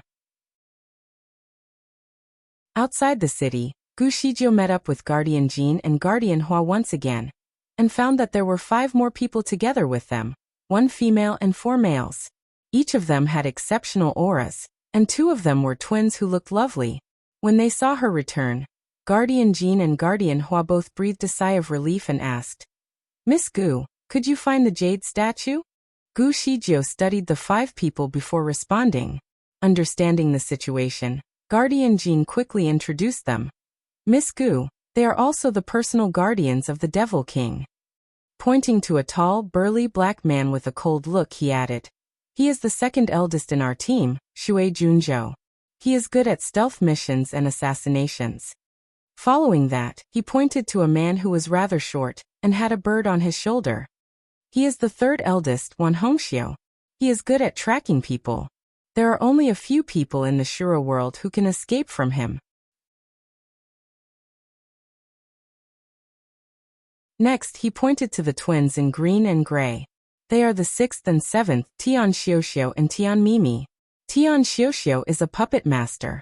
On the other hand, Tian Mimi is good at spells and creating creatures."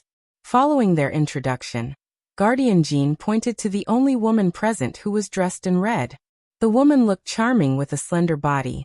Besides her seductive figure, a red snake that was wrapped around her wrist would also catch any onlooker's attention. It made her look mysterious. She is the youngest, Fengruhua. She is good with knives and creatures.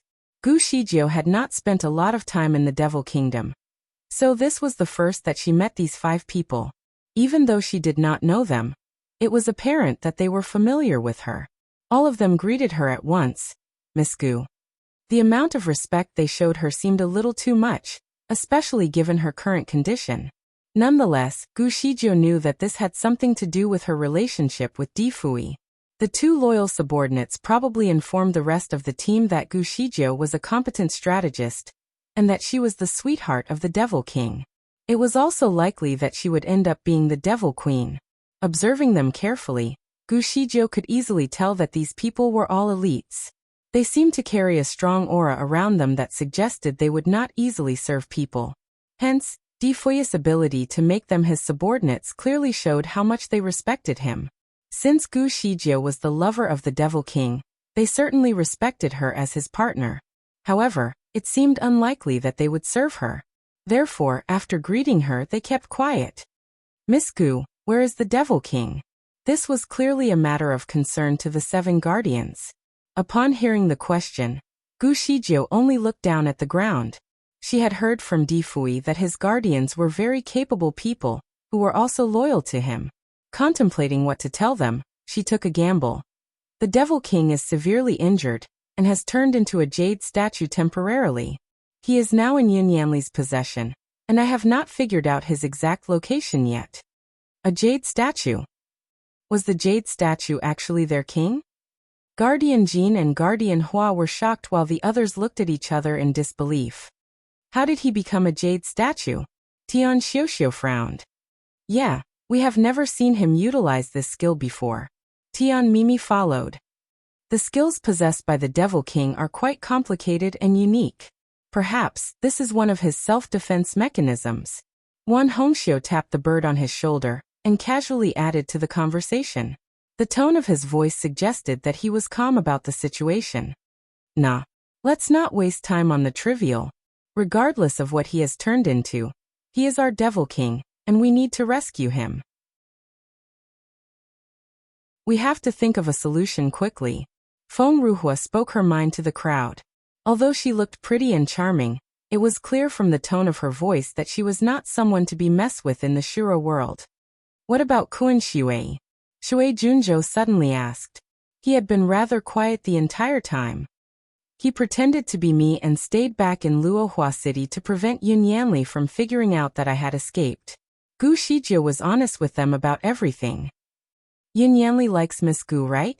He is preparing a wedding for the both of you, isn't he?" Wan Hongxiu was very quick and managed to piece everything together.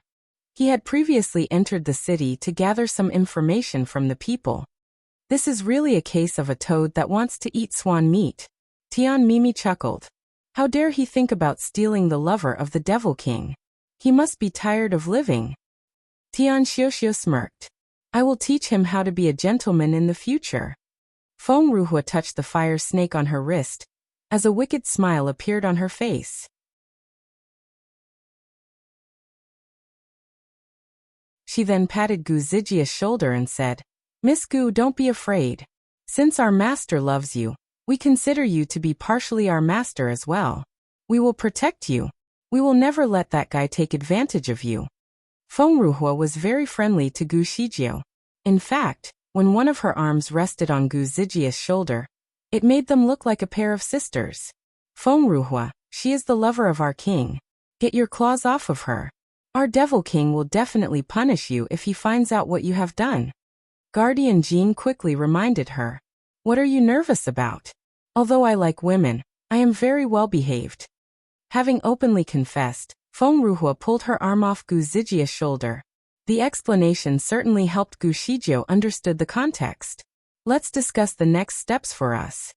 The second eldest guardian, who dressed in black, hardly spoke, but when he did, each of his sentences was straight to the point. "According to the news I received, Yin Yanli has spread the news that he is going to publicly eliminate a devil during his wedding ceremony the day after tomorrow. I also heard that a statue of a devil would be destroyed in public. This should be the statue that we are trying to find." Wan Hongxiu spoke slowly, even though the news he was delivering was very shocking. Shui Junzhou turned away, but was dragged back by Tian Xiuxiu. "Second brother, where are you going?" "I am going to retrieve that statue, even if it means sacrificing my life." Shui Junzhe's words clearly showed his determination to save his king. The other guardians also acknowledged his statement and agreed. They were all willing to sacrifice their lives for him. Feng Ruhua turned her wrist, which seemed to have activated the snake that lay there. Its head raised a few times as it glided across the floor. After a while, there seemed to be a sound coming from all directions. Gu Shijio took a look around her and was impressed. Countless snakes of different patterns and sizes seemed to have appeared out of nowhere. There were more than 1,000 of them. Feng Ruhua then retrieved a flute and put it on her lips. It looked as though she was blowing into it, but Gu Shijio could not hear any sound coming from the flute. Nonetheless, she could tell that the red snake seemed to understand it. The creature seemed to be communicating with the other snakes, and all of a sudden, the other snakes nodded. After that, the red snake's head seemed to drill down into the ground, and it disappeared. Soon after, the other snakes followed. The scene was spectacular.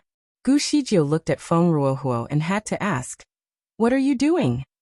"They will follow Xiao Qi to the city to find the jade statue. Miss Gu, you can rest assured that these snakes are persistent. There is also nowhere they can't go. I believe we will have good news in just 2 hours." It might not be easy to find a living person, but it shouldn't be a problem to find a jade statue. The other guardians had faith in Feng Ruhua, so they began to think about how to extract the jade statue once they figured out its location. Gu Shijio listened to them discussing for a moment before she finally said, "Once we know the exact location, I have a way to get the statue out. What you need to do is to plan how we will escape with the Devil King." The guardians looked at Gu Shijio in disbelief. They were the elites of the Devil Kingdom, and were very knowledgeable. They knew how capable Yin Yanli was right now. So, how could Gu Shijio single-handedly steal the statue from him? Guardian Jean and Guardian Hua had a better understanding of Gu Zijia's ability, compared to the rest of the group that just met her. Naturally, they believed her and immediately nodded their heads. "Miss Gu has the ability to teleport. Once we know the exact location of the jade statue, it's easier for her to steal it." Just like that, the plan was set in place.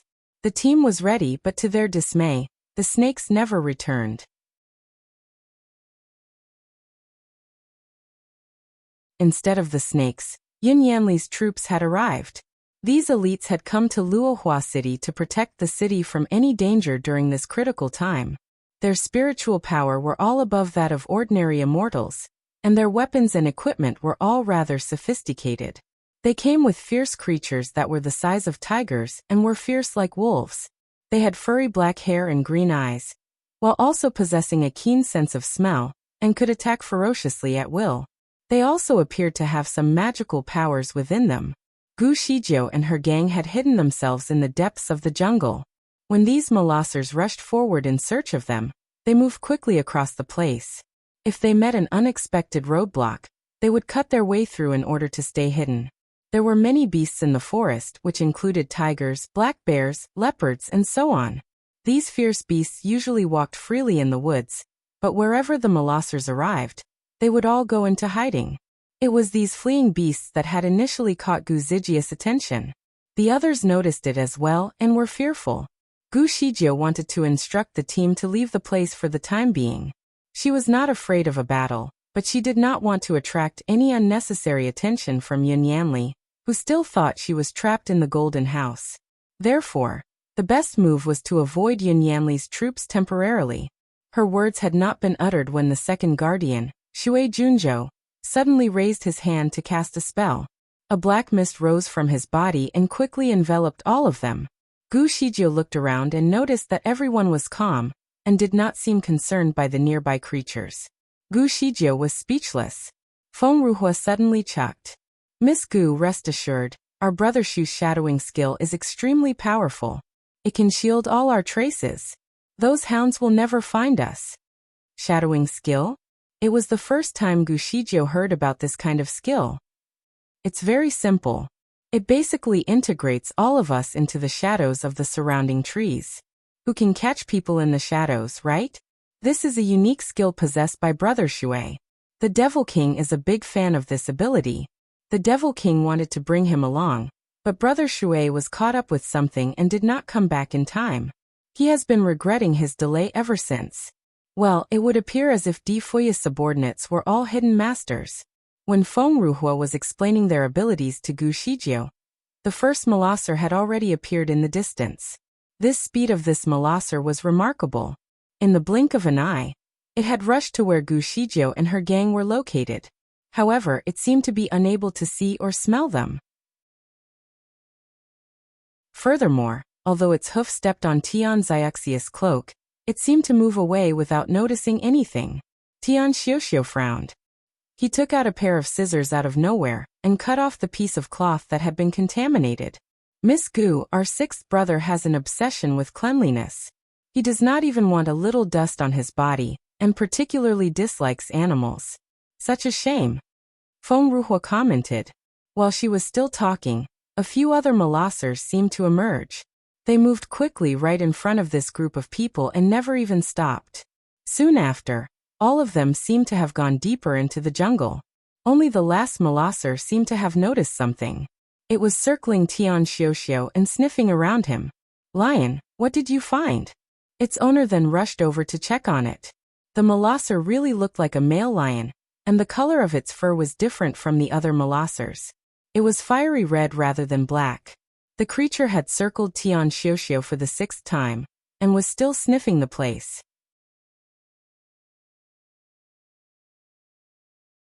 Chapter 2540. No one will come and save you, no matter how loud you cry. Given how much we hated animals, Tian Xiuxiu tried very hard to suppress his feeling of wanting to kick the creature away. Sixth brother, when was the last time you took a bath? Wan Hongxiu joked. Shut up. I shower every day. Do you think I am like you? You smell like bird poop. The remark dissatisfied the bird that was standing on Wan Hongxia's shoulder, and suddenly opened its wings. It seemed to have left the man's shoulder. Meanwhile, Gu Shijie finally got the chance to observe the creature more carefully. It was not a bird. It was a small fire-breathing dragon that was posing as a bird. Upon leaving Wan Hongxia's shoulder, it seemed to transform into a being that was the height of a person. Its wings were about 4 meters wide. Shortly after, this bird spurted out fire towards Tian Xiuxiu. If Tian Xiuxiu did not dodge it in time, his hair would have been burnt. Strangely, Lion seemed to have been put off by the fire, and no longer circled around Tian Xiuxiu. Impatiently, it left looking disappointed. Its tail seemed to slam against the ground, and the large tree next to it was uprooted. It crashed to the ground. Its owner frowned. Lion, what happened? Lion shook its head, exhaled, and turned to catch up to the other Molossers. Gu Shijie breathed a sigh of relief. It seemed that this shadowing skill was very effective. They had been talking and laughing around here, but yet they were not discovered. Besides that, Gu Shijie also learned that this blood-red Molosser was incredibly powerful. Its tail could sweep down a big tree. Suddenly, there was a black shadow that seemed to be traveling around the place. As it stopped, a green figure could be seen in the jungle.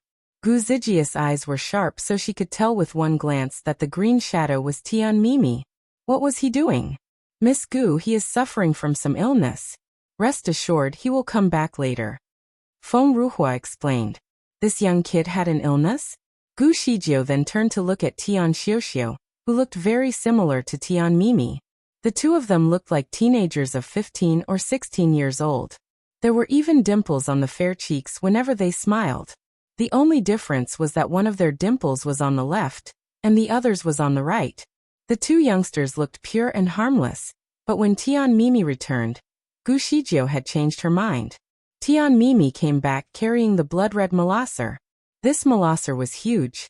In fact, its head was the size of an actual lion's. Meanwhile, Tian Mimi was thin and looked weak. Upon his return, it looked just like a scene from Beauty and the Beast. The eyes of the molosser were filled with fear. It no longer had the prestige it carried just moments ago. Tian Mimi carried it like a puppy. Was his illness something that drove him to capture dogs? Gu Shijio looked at Feng Ruhua for answers. Feng Ruhua sighed. Little Mimi has a problem. When he sees a talented monster, he gets very excited. He is more excited to see a talented creature than his own brother. He must grab it and train it, otherwise he will not be able to sleep. For the time being, everyone was free until the snakes returned. Therefore they watched as Tian Mimi trained the monster. Tian Mimi put the creature on the ground, but it wanted to run away as soon as it was free. Nonetheless, after taking 2 steps back, it seemed to be pulled by an invisible rope. It jumped and raised its head to issue a long squeal. Perhaps, it was summoning a companion or its master. Tian Mimi stood in front of it and laughed evilly. You can call for help. However, no one will come and save you, no matter how loud you cry.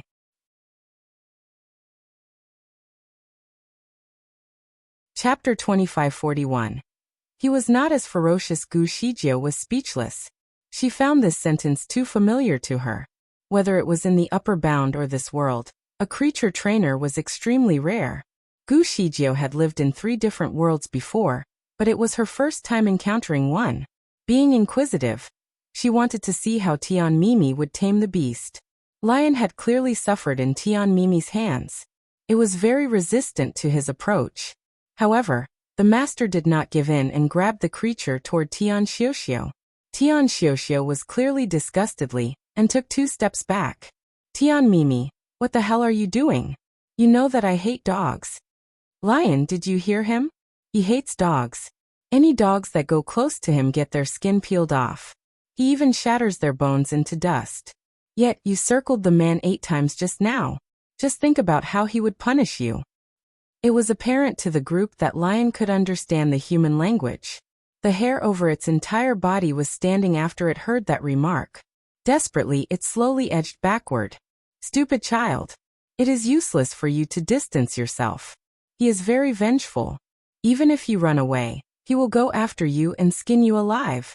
He will make sure that you suffer for at least 8 days. Tian Mimi spoke in a pitiful tone. Tian Xiuxiu was dumbfounded. He was not as ferocious as what his colleague had suggested. At most, he would only kick the dog away. But Lion believed the story. It already had tears in its eyes, and its body was shivering. Tian Mimi patted its head.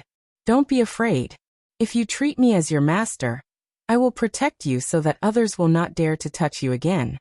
Lion looked at him but was unsure of what to do. Meanwhile, Tian Mimi maintained his persistence. You are a monster. Why did you sell your life to the human that was here just now? The devil world is where you belong. To be honest, you are considered a traitor. Do you know how the monster world deals with traitors? They will slice them into pieces and feed their flesh to the birds. He then pointed to the small fire-breathing dragon posing on Wuxia's shoulder. Can you see that broken bird? It has already eaten more than 10,000 traitors. The bird spat fire onto Tian Mimi. It only ate bamboo. When had it eaten the meat of traitors? Nonetheless, because Lion could not tell if Tian Mimi was lying, it willingly gave in to Tian Mimi's request. Its only request was that the man protects it. Tian Mimi began to cast a spell, and in a brief moment, a yellow light seemed to cover Lion's entire body. Shortly after, the creature seemed to have disappeared entirely. Is it done? Where did you keep it? Tian Mimi's fingers pinched another spell, and after a while, Lion fell from the sky and landed in front of him, bowing its head and waiting for an order. Go to your companions and take them to the south, Tian Mimi commanded. Lion acknowledged his order with a bark and ran away. It was incredibly fast and disappeared almost instantaneously. Gu Shijie was familiar with the geography here. She knew that there was a large grassy swamp in the south. There was something unnatural about that place, and it was rumored that any creature that entered would be swallowed alive. Aren't you afraid that it will never come back? Tian Mimi wiped his face with his delicate fingers and smiled. No, I have already established a binding covenant with it. It can only be faithful to me for its entire life. But, aren't you afraid that the swamp will consume it? No. The creature already understands the nature of the place.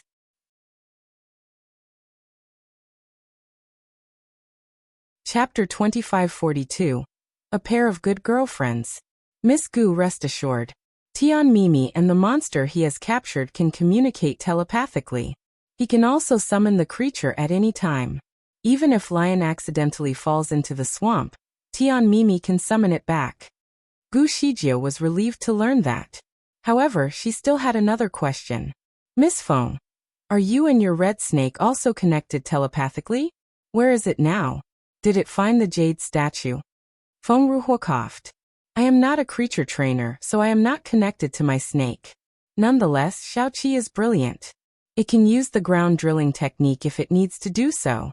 After entering the city, it will split up with other snakes. As long as either snake finds the jade statue, it will come back to me to report it. Is there a chance that it could get caught? No, Xiaoqi is vigilant and is very stealthy. No one can catch it. Feng Ruhua was very confident in her snake's ability. Gu Shijie nodded in acknowledgement, and did not ask any further. She knew Yin Yanli was a very cautious person, and since he already suspected that the jade statue was Di Fui, he would naturally hide the statue in a very secret place.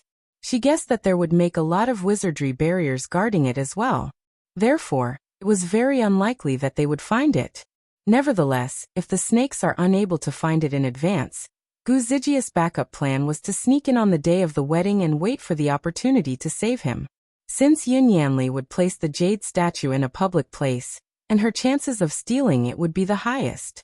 Knowing Yin Yanli well, Gu Shijie was certain that he would set up a number of traps nearby, waiting for the people from the devil world to be captured. However, sometimes, even a trap was an opportunity. Gu Shijie and the team stayed up all night, but the snakes did not return. Apparently, something went wrong. Feng Ruhua blew a flute to summon the red snake, but nothing came back even after an hour. Tian Mimi sighed. Eighth sister, I had offered to help you train it and even establish a binding agreement with it, but you still didn't agree. Now, is there even a way for you to retrieve it? Feng Ruhua was concerned about the well-being of her pet. Therefore, Tian Mimi's remarks made her frustrated. It is none of your business. I prefer my creature to be free and comfortable with me. It makes them more independent.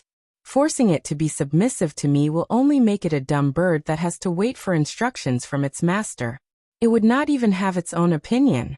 I refuse to treat Xiaoqi this way. Tian Mimi was speechless by her response. In fact, his creatures had their own thoughts, but it was true that they could not act without his orders. Feng Ruhua was a very impulsive person. Since her snake had not returned, she wanted to go to the city to look for it. Just as she was about to head off, Gu Shijie grabbed her arm. Don't be too hasty. Miss Gu, I must find Xiaoqi. If I don't act quickly, it might be eaten. Are you familiar with the facial disguise technique? No, I am so beautiful. Why do I need to disguise myself? Feng Ruhua raised her eyebrows high. Gu Shijie made her sit on a boulder before continuing the conversation. Your beautiful face is too conspicuous. You will attract a lot of unnecessary attention, and it will be difficult for you to find your snake. It will be much more efficient for you to keep a low profile. In less than 15 minutes, the charming Feng Ruhua had now become a common old auntie in the neighborhood. Gu Shijiu also disguised herself in a similar outlook. The two of them now looked like a pair of good girlfriends. Right after that, Gu Shijiu teleported into the city with Feng Ruhua.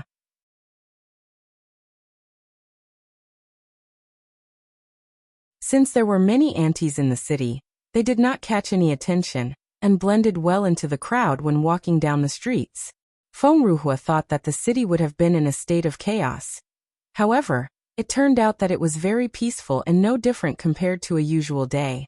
If one really wanted to spot a difference, it would be that the streets were cleaner, and the shops on both sides of each street were decorated in red. It seemed that the whole city was preparing for one thing, the wedding of their city's owner. Gossip floated through the air, and naturally, the best place to sit and listen to it was naturally at a restaurant. Hence, Gu Shijiu and Feng Ruhua entered a very crowded restaurant. This restaurant catered to the low to middle income group. There were not many nobles here. Instead, the place was filled with ordinary people. The vast majority of officials and nobles in the city were typically very tight-lipped about their work. It was not easy to get some gossip from their mouths. However, ordinary people here were different. They were honest and direct and did not generally keep any secrets. Therefore, they had come to the right place. Gu Shijiu and Feng Ruhua simply sat at the restaurant for half an hour, and they had gotten all the information they needed. For example, the wedding tomorrow was not in the official residence of the city's owner. Instead, it would be held in Zhengde Square, which was said to have been beautifully decorated. For the grand wedding ceremony tomorrow, the city owner requested everyone to celebrate with him.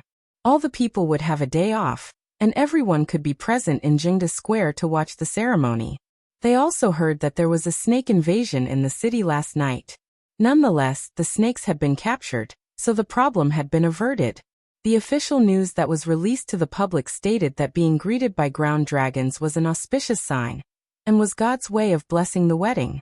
To appreciate the grace from God, and to recognize the hard work of the soldiers who worked tirelessly to guard the city during the day and night, the city owner had given these snakes to the Tianxiang restaurant, the largest restaurant in the city, and instructed the master chef to cook it. The dishes would be distributed to all the people in the town, regardless of status and occupation. When Feng Ruhua heard the last piece of news, her facial expression had changed. Clearly, Yun Yanli and his men had found out that the snakes were sent here to spy on them. Most of the snakes were just common snakes that had no special abilities. Therefore, Feng Ruhua was not too concerned about them. However, her Xiaoqi was the king of the snakes, her precious baby. She could not lose it. Feng Ruhua made up her mind to pay a visit to Tianxiang restaurant to see if her baby Xiaoqi was there. Gu Shijiu grabbed her and shook her head. This is a trap. Feng Ruhua was not stupid. Naturally, she understood that this was a trap to draw her out, but if she did not go to confirm that Xiaoqi was there, she would not be at ease. Miss Gu, please let me go. Rest assured, I will be careful. I will not expose myself. Gu Shijiu could understand her situation. Therefore, she said, I will accompany you. No, there must be a lot of ambushes in place. Miss Gu, you are the future Devil Queen. You can't be hurt, or the Devil King. Gu Shijiu disregarded her last statement and teleported right after she said, Don't talk so much nonsense. Let's go. In the blink of an eye, they appeared in the kitchen of the Tianxiang restaurant. This was truly the most luxurious restaurant in Luohua City. At that moment, it was nearly noon, and there were many guests in the restaurant. The place was packed with people constantly moving about. Gu Zijius' estimations were accurate, so they ended up where they wanted to be, in the courtyard, outside the kitchen of the Tianxiang restaurant. There were not many people in the yard, but it was not entirely empty as well. Additionally, the two of them were merely 5 meters away from a chef, and there was nothing in between them.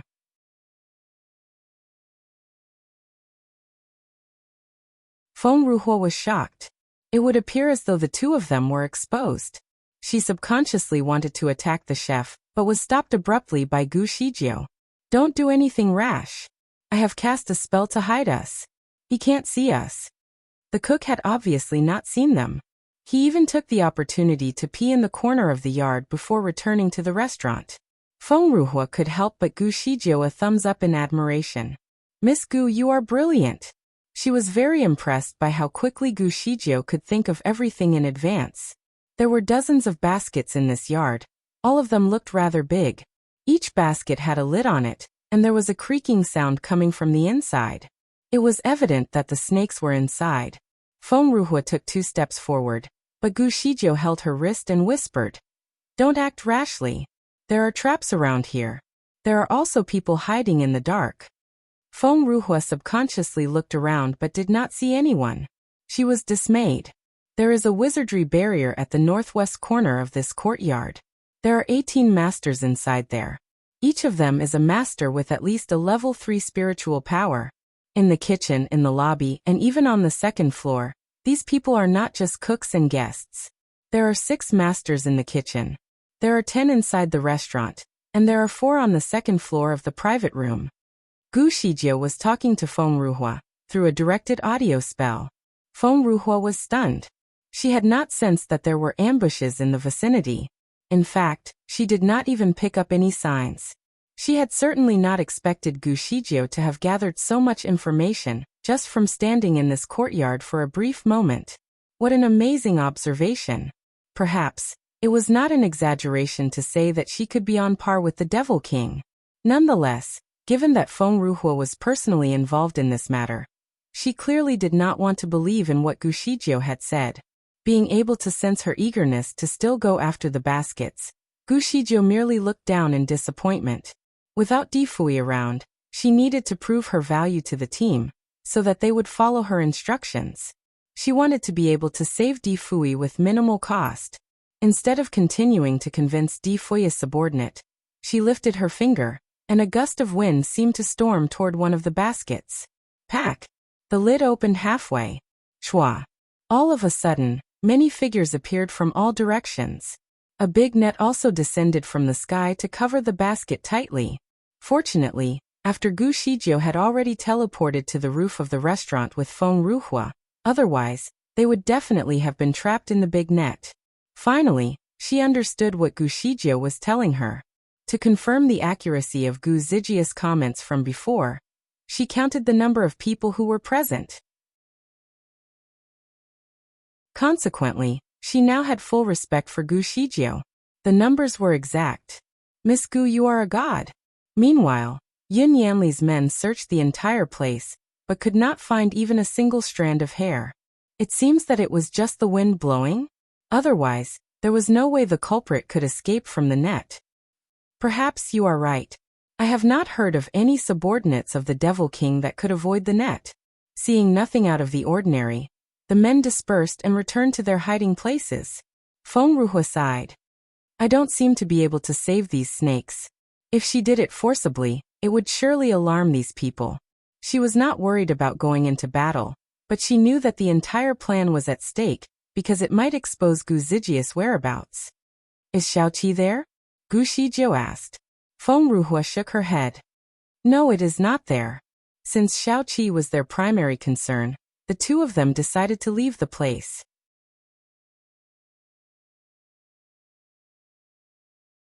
"Miss Gu, do we want to pay a visit to Elder Kuan?" Feng Ruhua had been subconsciously treating Gu Shijiao as her new leader ever since the incident from before. Gu Shijiao shook her head. "No, Kuan Zui's identity has not been exposed yet. If my guesses are accurate, the monitoring facilities in the Golden Room have been repaired. If we go blindly, we might get into unnecessary trouble. Let's go Zhengde Square to check the place out." "What about my Xiaoqi?" Gu Shijiao frowned at the question. She took a deep breath before responding. "I believe that Xiaoqi has fled or what? Or it is now hanging in the most prominent location in Zhengde Square, waiting for us to be hooked." Feng Ruhua remained silent. She gripped her fingers so tightly that they were starting to turn pale.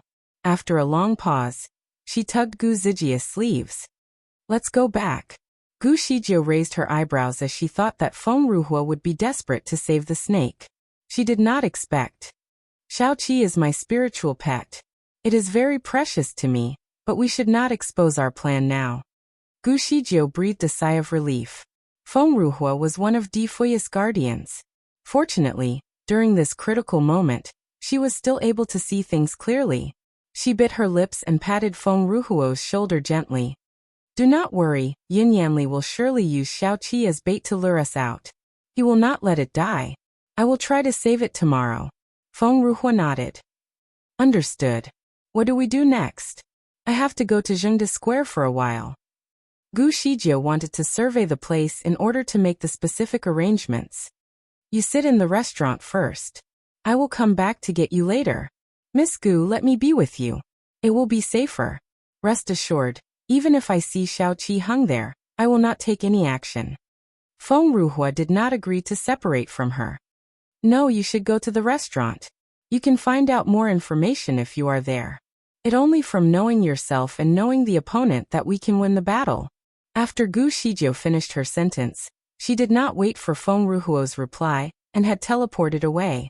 Feng Ruhua had no other option than to enter the restaurant, and continue to listen to the gossips from the people. To her surprise, she indeed heard some useful information. Since Legua City had not experienced the blood rain for more than 10 days, the people had become greatly suspicious of Yin Yanli. Many masters had been secretly investigating the matter. All of a sudden, Gu Shijiu had returned to the restaurant to meet with Feng Ruhua. Just as they were about to teleport away, the street suddenly became crowded. Someone shouted, "The city owner and his future lady are walking around the city." Gu Zijia's heart pounded as she looked down from the window. The pedestrians on the street had automatically retreated to both sides to free up space for the important guests to walk by. The 10 guards at the front cleared the path for a carriage to pass the street. The style of the vehicle was not too fancy, but it still looked elegant. There were 2 people sitting side by side inside, one with a white robe and the other with a green dress. The young man in white was handsome and elegant. He looked like a man of noble status but also carried an evil aura around him. This person was Yin Yanli.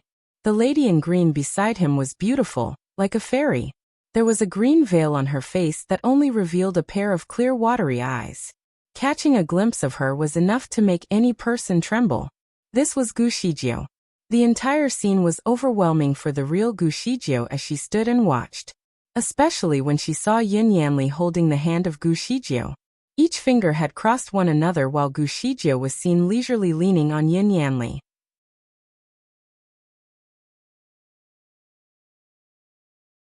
Since Gu Shijiu was leaning leisurely on Yin Yanli, it seemed that the 2 people in the carriage were very loving and harmonious. On the contrary, Feng Ruhua was furious. She naturally knew that the Gu Shijiu that the people saw was actually Kuan Shui. As the real Gu Shijiu was the fiancé of the Devil King, this scene was detrimental to Gu Zijia's reputation. She wanted to contact Kuan Shui using her directed audio spell to instruct him to keep his hands off Yin Yanli. However, Gu Shijiu took a prawn and blocked her mouth with it.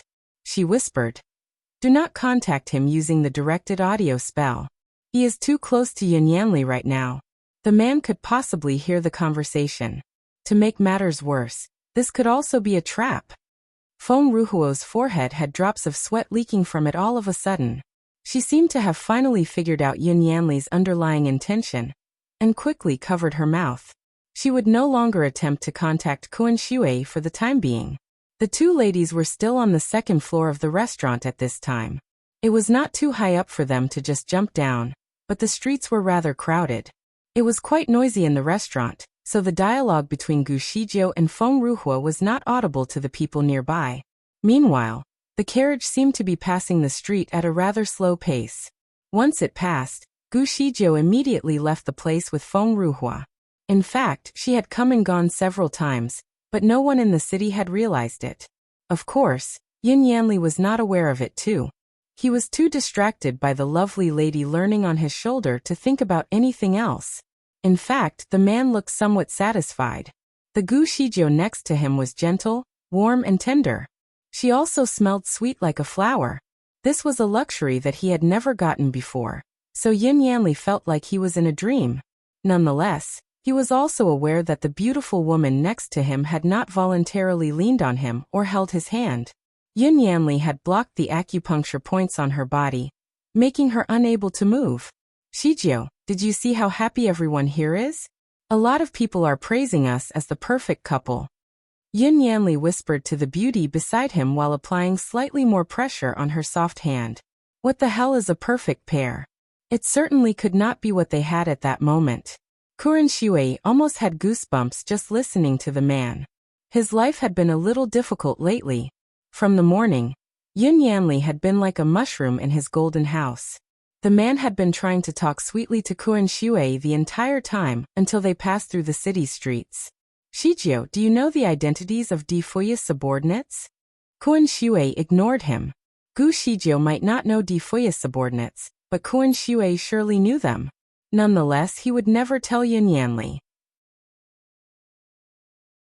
Someone must have entered the city just now to retrieve the snakes that I had captured. Clearly, they were not successful. However, the person who tried to recover the snakes must be really skilled. My net did not manage to catch him or her. If you were not with me the entire time, I would have surely suspected that the person was you. The way the person moved made it seem like he or she was teleporting about the place. Kuren Shui suddenly froze momentarily. He was certain that Gu Shijio was the person behind the incident. Hence, she must have made her way back into the city. Before he could contemplate the consequences, Yin Yanli seemed to pull Gu Shijio closer to him. Kuren Shui almost fell into his arms. He snorted in his heart and tried to sit straight, but Yin Yanli had wrapped his arms around Kuren Zui's waist. He then blew hot air into his ear and said, Shijio, tomorrow is the day we are getting married. Are you happy? Kuren Shui wanted to kick the man. He tried to push him away but was unsuccessful. Instead he uttered, happy as hell. Fortunately, the real Gu Shijio was also very repulsive, so Kuren Zui's actions were reasonable. Yin Yanli had no reason to be suspicious. He went closer to Gu Shijio and said, Shijio, I am already looking forward to our first night.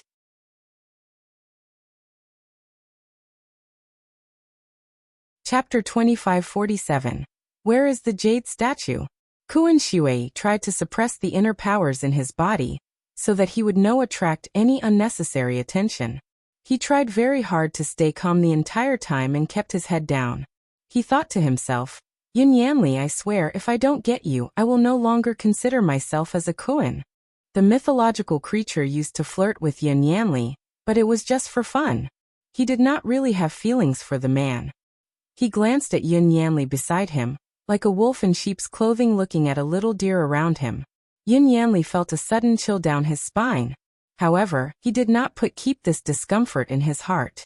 Instead, once again, he pulled the person beside him nearer. Shijio, regardless of who you love in your heart, in the end, you will be mine. Where is the jade statue? Kuren Shui ignored his confession and asked him for the 180th time. Yin Yanli's charming face immediately turned serious upon hearing this question. It is only a jade statue. Aren't you tired of asking me? Nope, not one bit. Where is it? Why do you care so much about it? Is it really Di Fui? Yes. It is him. Give it back to me. Yin Yanli was speechless. He had already been very sure that the jade statue was Di Fui's body, but right now he felt uncertain again. Nonetheless, the more troubling matter was that Gu Shijio would keep asking him this question every single time she saw him.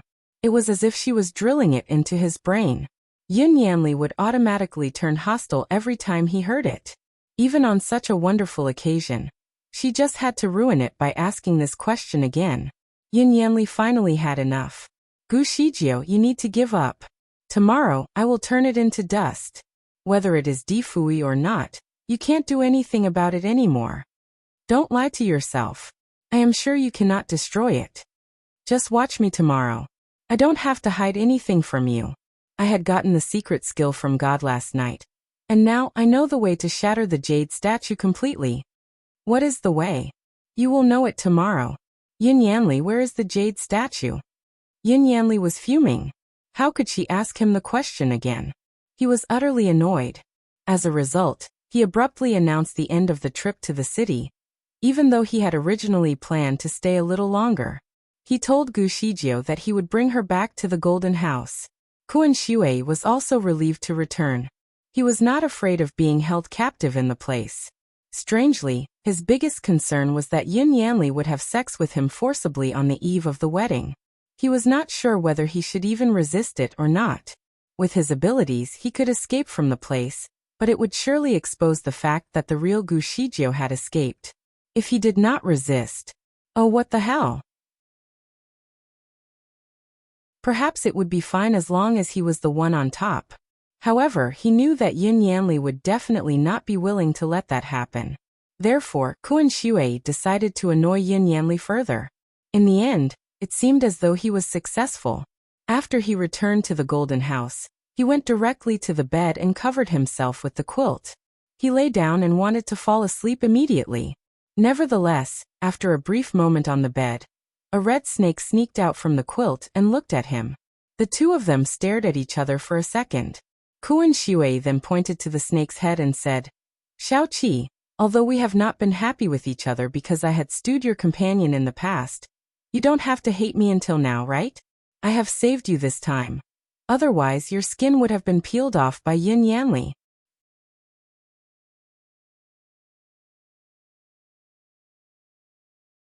Chapter 2548. Tomorrow will be a wonderful day. Xiao Kai's body involuntarily trembled a little after listening to what Qin Shui had to say. The man let out a long sigh. "You silly master has come and look for you at the expense of troubling our future devil queen. You should go back now and tell your master that the jade statue has been securely hidden by Yin Yanli. I need more time to find it. However, be sure to tell them that they must be in the city tomorrow to save the jade statue. There is a bigger mastermind behind Yin Yanli that is coordinating everything with him through his dreams. Tomorrow, I will work with the forces from within." Qin Shui then noted his plans down on a small piece of paper and handed it over for Xiao Qi to swallow it. Everything was well planned, and it all depended on their execution now. Qin Shui could not sleep from the anxiety, so he got up and circled the room a few rounds to kill time. Out of boredom, he touched every piece of furniture in the house as he walked from corner to corner. When he finally had the chance, he opened a gap in the wizardry barrier to release Xiao Qi, while blocking the surveillance camera with his back. He had always been cautious and made no mistake with the procedure this time as well. Yin Yanli would not be able to suspect anything. Feeling more relaxed, he went straight to bed. It was yet another long day for Yin Yanli. At night, he sat in his own room and stared blankly at the images that were broadcasted from the crystal. The images were taken from inside the Golden House. Gu Shijie seemed tired and was sleeping soundly on the bed. Yin Yanli felt that something was not quite right. At first, he always had the irresistible impulse to get sexually engaged with Gu Shijie whenever he saw her, just like how a man would naturally feel about his beloved woman. The first thing he had always wanted was to make love to her. However, he stopped feeling that way since yesterday. He felt a strange feeling about everything. In fact, he somehow felt as though he had turned from a predator to a prey, as if one wrong move could get him into terrible danger. Was it because of the grudge in her eyes? Was it true that the best thing in his life would always be the one he could never have? Or had he stopped appreciating the woman because everything was too easy? He shook his head in an attempt to stop himself from overthinking, and covered himself with a blanket to try to get some sleep. Tomorrow would be the big day. They were going to get married. He would make the most of their first night together, even if he had to force her. Tomorrow will be a wonderful day, he thought. Every bit of his plan was already in place. All he needed to do was to wait for his prey to emerge and surrender themselves. It was an unusually fine day. The dark clouds had cleared, leaving only some visible white mass floating in the bright sky. Meanwhile, the sun was partially hidden behind the clouds. It finally made its appearance after so long, gracing the land with its warm rays of sunshine. It had been a very long while since the people of the city last saw the sun. Astonishment aside, the people were actually glad for the sunny day. Needless to say, Yin Yanli took the opportunity to publicly announce that it was a very good sign for his wedding, that even the heavens were happy to bless his wedding. The wedding would be held at Jingda Square. It used to be a place where people gathered to practice martial arts. The square was paved with bluestones and equipped with several weapon racks. In preparation for the wedding, Two stages were built with one side facing the south and the other facing the north. The two stages were only 50 feet away, but their decorations were totally different. The southern stage was made with purple sandalwood that actually looked more like a pavilion. It was further decorated with bright red ribbons that fluttered in the wind, and some jade porch railings that shone with sparkling light under the sun. The stage was the place where Governor Yun would host the official ceremony. As for the northern stage, it was built from a kind of sandalwood that was enriched with 5 different elements. The stage itself was octagonal, where every point was placed with a big, bronze metal pot that carried different liquids of many colors. No one seemed to know about the liquids in the different pots.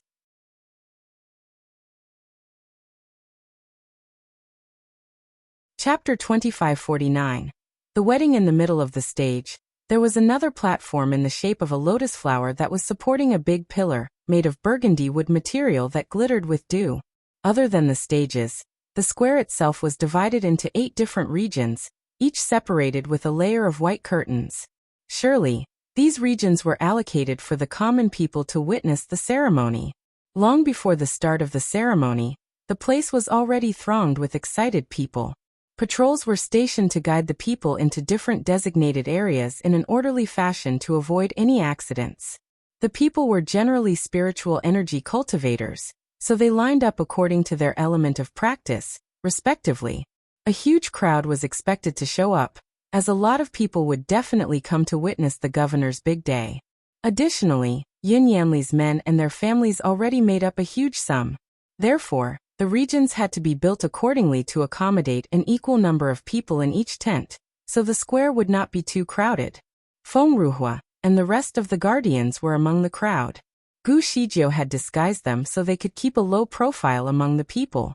Being more observant of her surroundings, Feng Ruhua had already noticed that many of Yin Yanli's men were secretly scattered among the general public. There were at least 70 men in her region of 4,000 common people. It looks like they were prepared for any possible intrusion from the Devil Kingdom.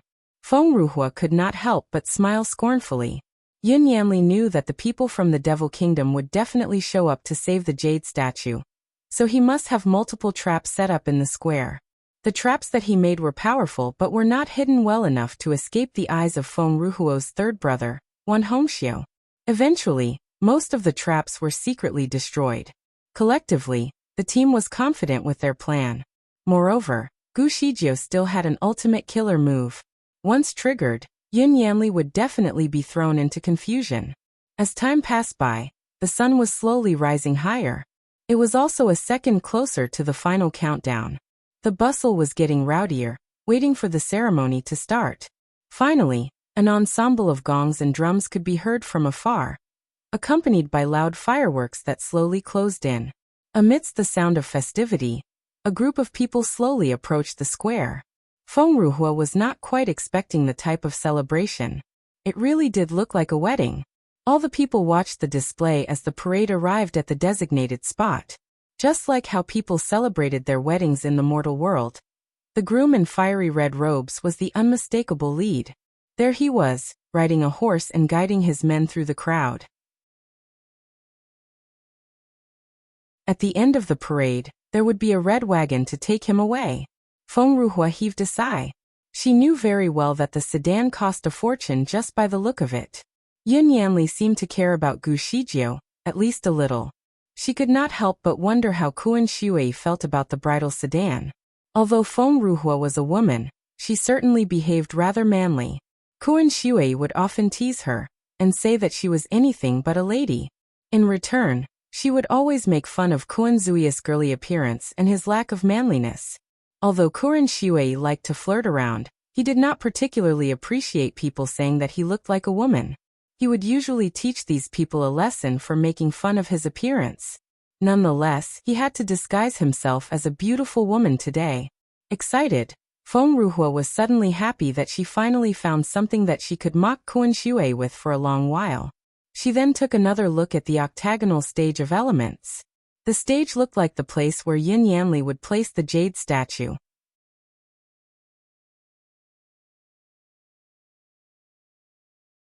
Chapter 2550. The wedding, too, Feng Ruhua and her alliance were experienced fighters who could recognize an array formation when they saw one, but there was not a thing that they knew about the stage or the danger it posed. Gently, she gave Xiaoqi a rub on the head as a gesture of appreciation for delivering Kuan Zui's message. From there, she learned that Yin Yanli's knowledge of how to destroy the jade statue came through his dream. In other words, the five elemental stage was built from some kind of divine intervention. But what kind of power could it actually possess? The beating of gongs and drums resounded to the skies as the bridal sedan finally came to a stop about 100 feet away from the wedding stage. Yin Yanli got off from the horse and walked towards the sedan. Slowly, he pushed the red curtains aside and carried his bride out. The bride seemed to struggle a little as the scene carried out. It was apparent that she was seemingly reluctant. However, Yin Yanli did not intend to let her go. With a smile, he whispered into her ear, "Shijiao, I remember you saying that the men from your world would always carry their brides, from the sedan all the way into the hall. Today, I shall make your wish come true." He did not raise his voice, but it was loud enough for the people around to hear him. Some gasped in admiration by his sweet gesture. Others cheered for him. There were also some who did not care. All in all, the gesture had sparked some level of excitement in the crowd. The bride finally stopped struggling. Her head now rested perfectly on Yin Yanli's shoulder. He could clearly feel her warm breath on his neck every he exhaled. The more he thought about it, the more excited he got. Under the red bridal veil, Kuan Shui was smiling in a contemptuous manner. He was proud of his unparalleled flirting skill. It would be even more exciting when Yin Yanli finally found out the truth. He would surely be disgusted by their sweet exchange. As such, Kuan Shui allowed himself to be carried in Yin Yanli's arms from the sedan all the way to the wedding stage. However, they did not perform the formal bows right away. Instead, Yin Yanli put his bride down by the pillar and said cheerfully, "Shijiao, I have a show for you." He then turned his attention to the crowd and publicly announced, "Something strange has unfolded in Lugua City not long ago. I believe all of you are aware of it. A jade statue appeared and claimed to be a celestial being. He has deluded the people with superstitions and false perceptions."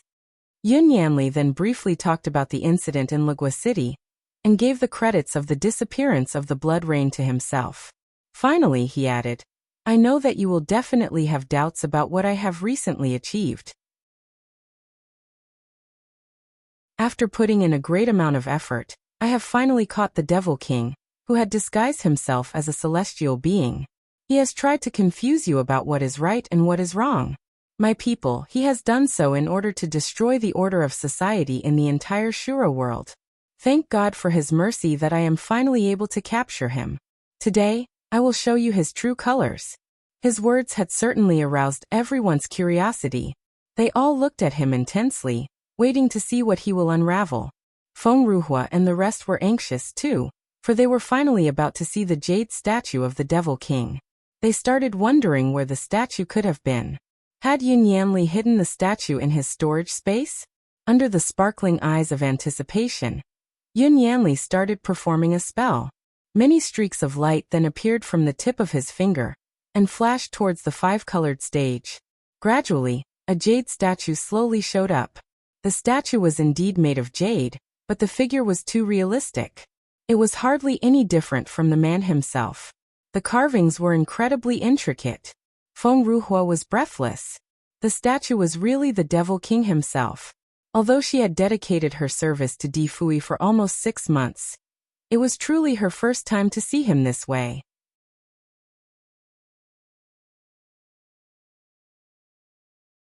Chapter 2551. The wedding scene. Di Fui had always worn his mask in the Devil Kingdom, and had hardly removed it. Even Feng Ruhua had not got the chance to see his face before.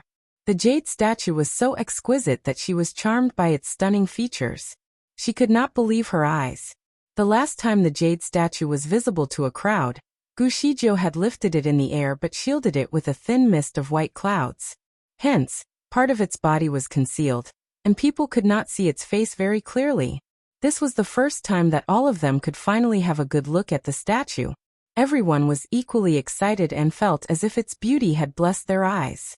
Yin Yanli was a considerably handsome man. However, his charm was incomparable to the celestial aura of this lifeless statue. The crowd thought to themselves, could the jade statue be the Devil King?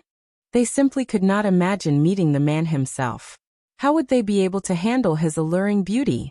Meanwhile, Qin Shui was wearing a bridal veil supported by a headpiece that was embellished with pearl fringes that were long enough to cover his face. Even though the crowd could not see his expression, they were still dazzled by his beauty. Fortunately, he could still see through the dangling pearl fringes, and saw the statue displayed on the stage. His heart skipped a beat. The jade statue seemed a little different from the last time he saw it. In the past, the statue was surrounded by a layer of auspicious light that looked like a halo. Somehow, the halo had disappeared and was replaced by a faint glow of green, making it look rather gloomy. What had Yun Yanli done to the statue? Had he poisoned it? Qin Shui took another step forward to move closer to the statue in order to see it better, but Yun Yanli grasped him by the wrist. Yun Yanli did not exert too much force on him, but pulled him hard enough to halt his steps. Patiently, Qin Shui tried to calm down to avoid causing a scene. Gu Shijio had yet to signal him to act, so he had to stay calm for the time being. Shijio, you have always hated anything related to the Devil Kingdom. Today is our big day, so I have arranged a show to entertain you. Yun Yanli slowly increased his grip on his bride-to-be's waist to the point where it became uncomfortable for Qin Shui. Qin Shui glared at Yun Yanli. He was worried about what the man would do. Yun Yanli was certainly worried that Gu Shijio would cause a calamity during the wedding. Therefore, he had limited her movements by sealing her acupuncture points. He had even muted her so she could not talk. Qin Shui disguised himself as Gu Shijio to perfection. Every expression was on point, which made Yun Yanli very ecstatic. He signaled his men on the opposite stage, and the young palace master quickly swung into action. All of them performed a spell in unison and cast a few streaks of light in different colors. All of the strikes were aimed at the bronze pots. Bang, bang, bang. All of a sudden, the liquid in the bronze pots were on fire. The flames were nothing like what they had seen before. The liquids were burning in 8 different colors: red, orange, yellow, turquoise, green, blue, purple, and white, each in its vivid tone. The flames reached at least a few feet into the sky, giving off lethal fumes that were glowing fiercely. The vigorous flames had also unleashed a pleasant, distinctive smell of some flowers, filling the air with a refreshing scent. It was a captivating sight accompanied by a delightful fragrance. The people started cheering loudly. Great one! What is that scent? It smells so good. Ah, the smell is so pleasant. I am completely in love. Intuitively, Feng Ruhua held her breath, knowing that something was not right. She never knew that the liquid in the metal pots was actually flammable. She was here in Zhengde Square with Gu Shijio last night, and noticed that the bronze pots were empty. Obviously, they had only filled the pots today. What exactly were those liquids? How could all of them be of different colors yet carry the same distinctive scent?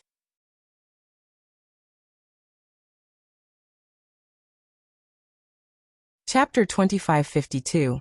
The Wedding Scene 2. Qin Shui gasped in utter disbelief at the sight of the liquids. Although they were strange, the substances were not foreign to Qin Shui. He was able to recognize the liquids as soon as the fire started burning. The blood of the flood dragon. The blood of Tao Tai. The blood of Qiongqi. The blood of Tao Wu. The blood of chaos. The blood of the heavens rending roar.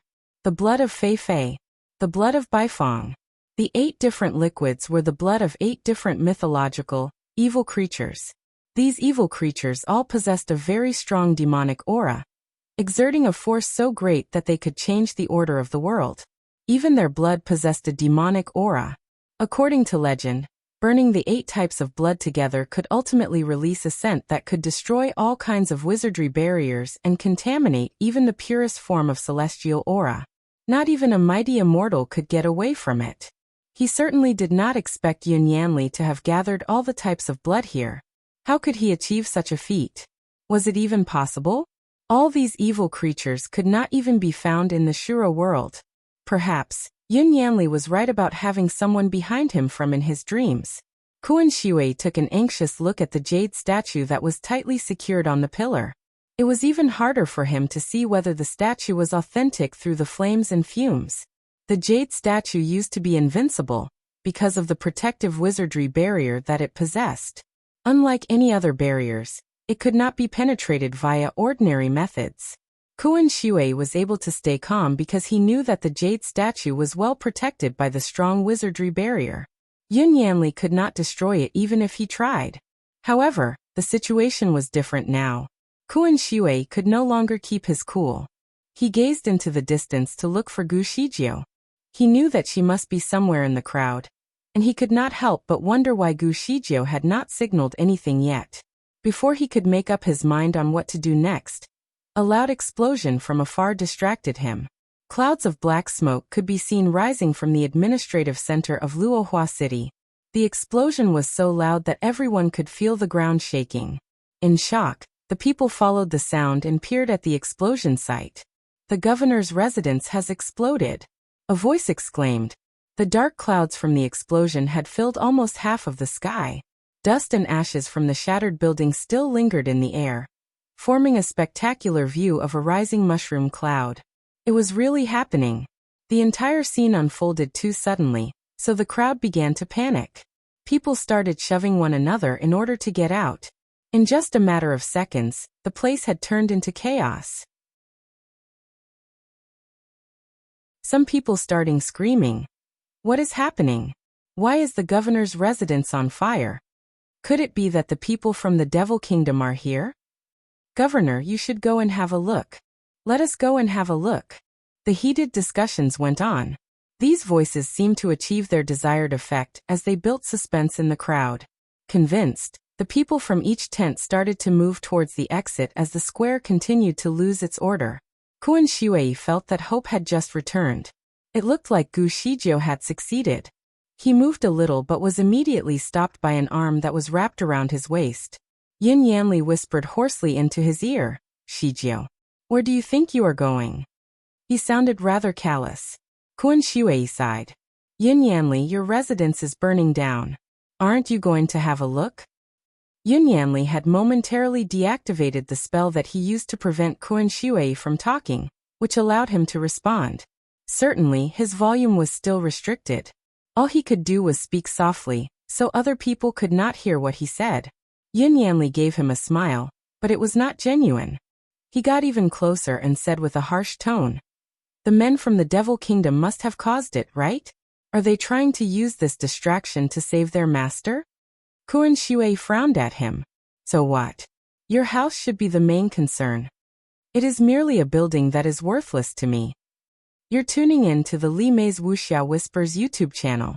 We're so grateful for your support, and don't forget to subscribe to join us on this incredible journey through captivating stories. Your generosity through donations truly makes a world of difference, as it's the primary source of revenue that allows me to expand and enhance this channel for you. Thank you from the bottom of my heart for being a part of this adventure.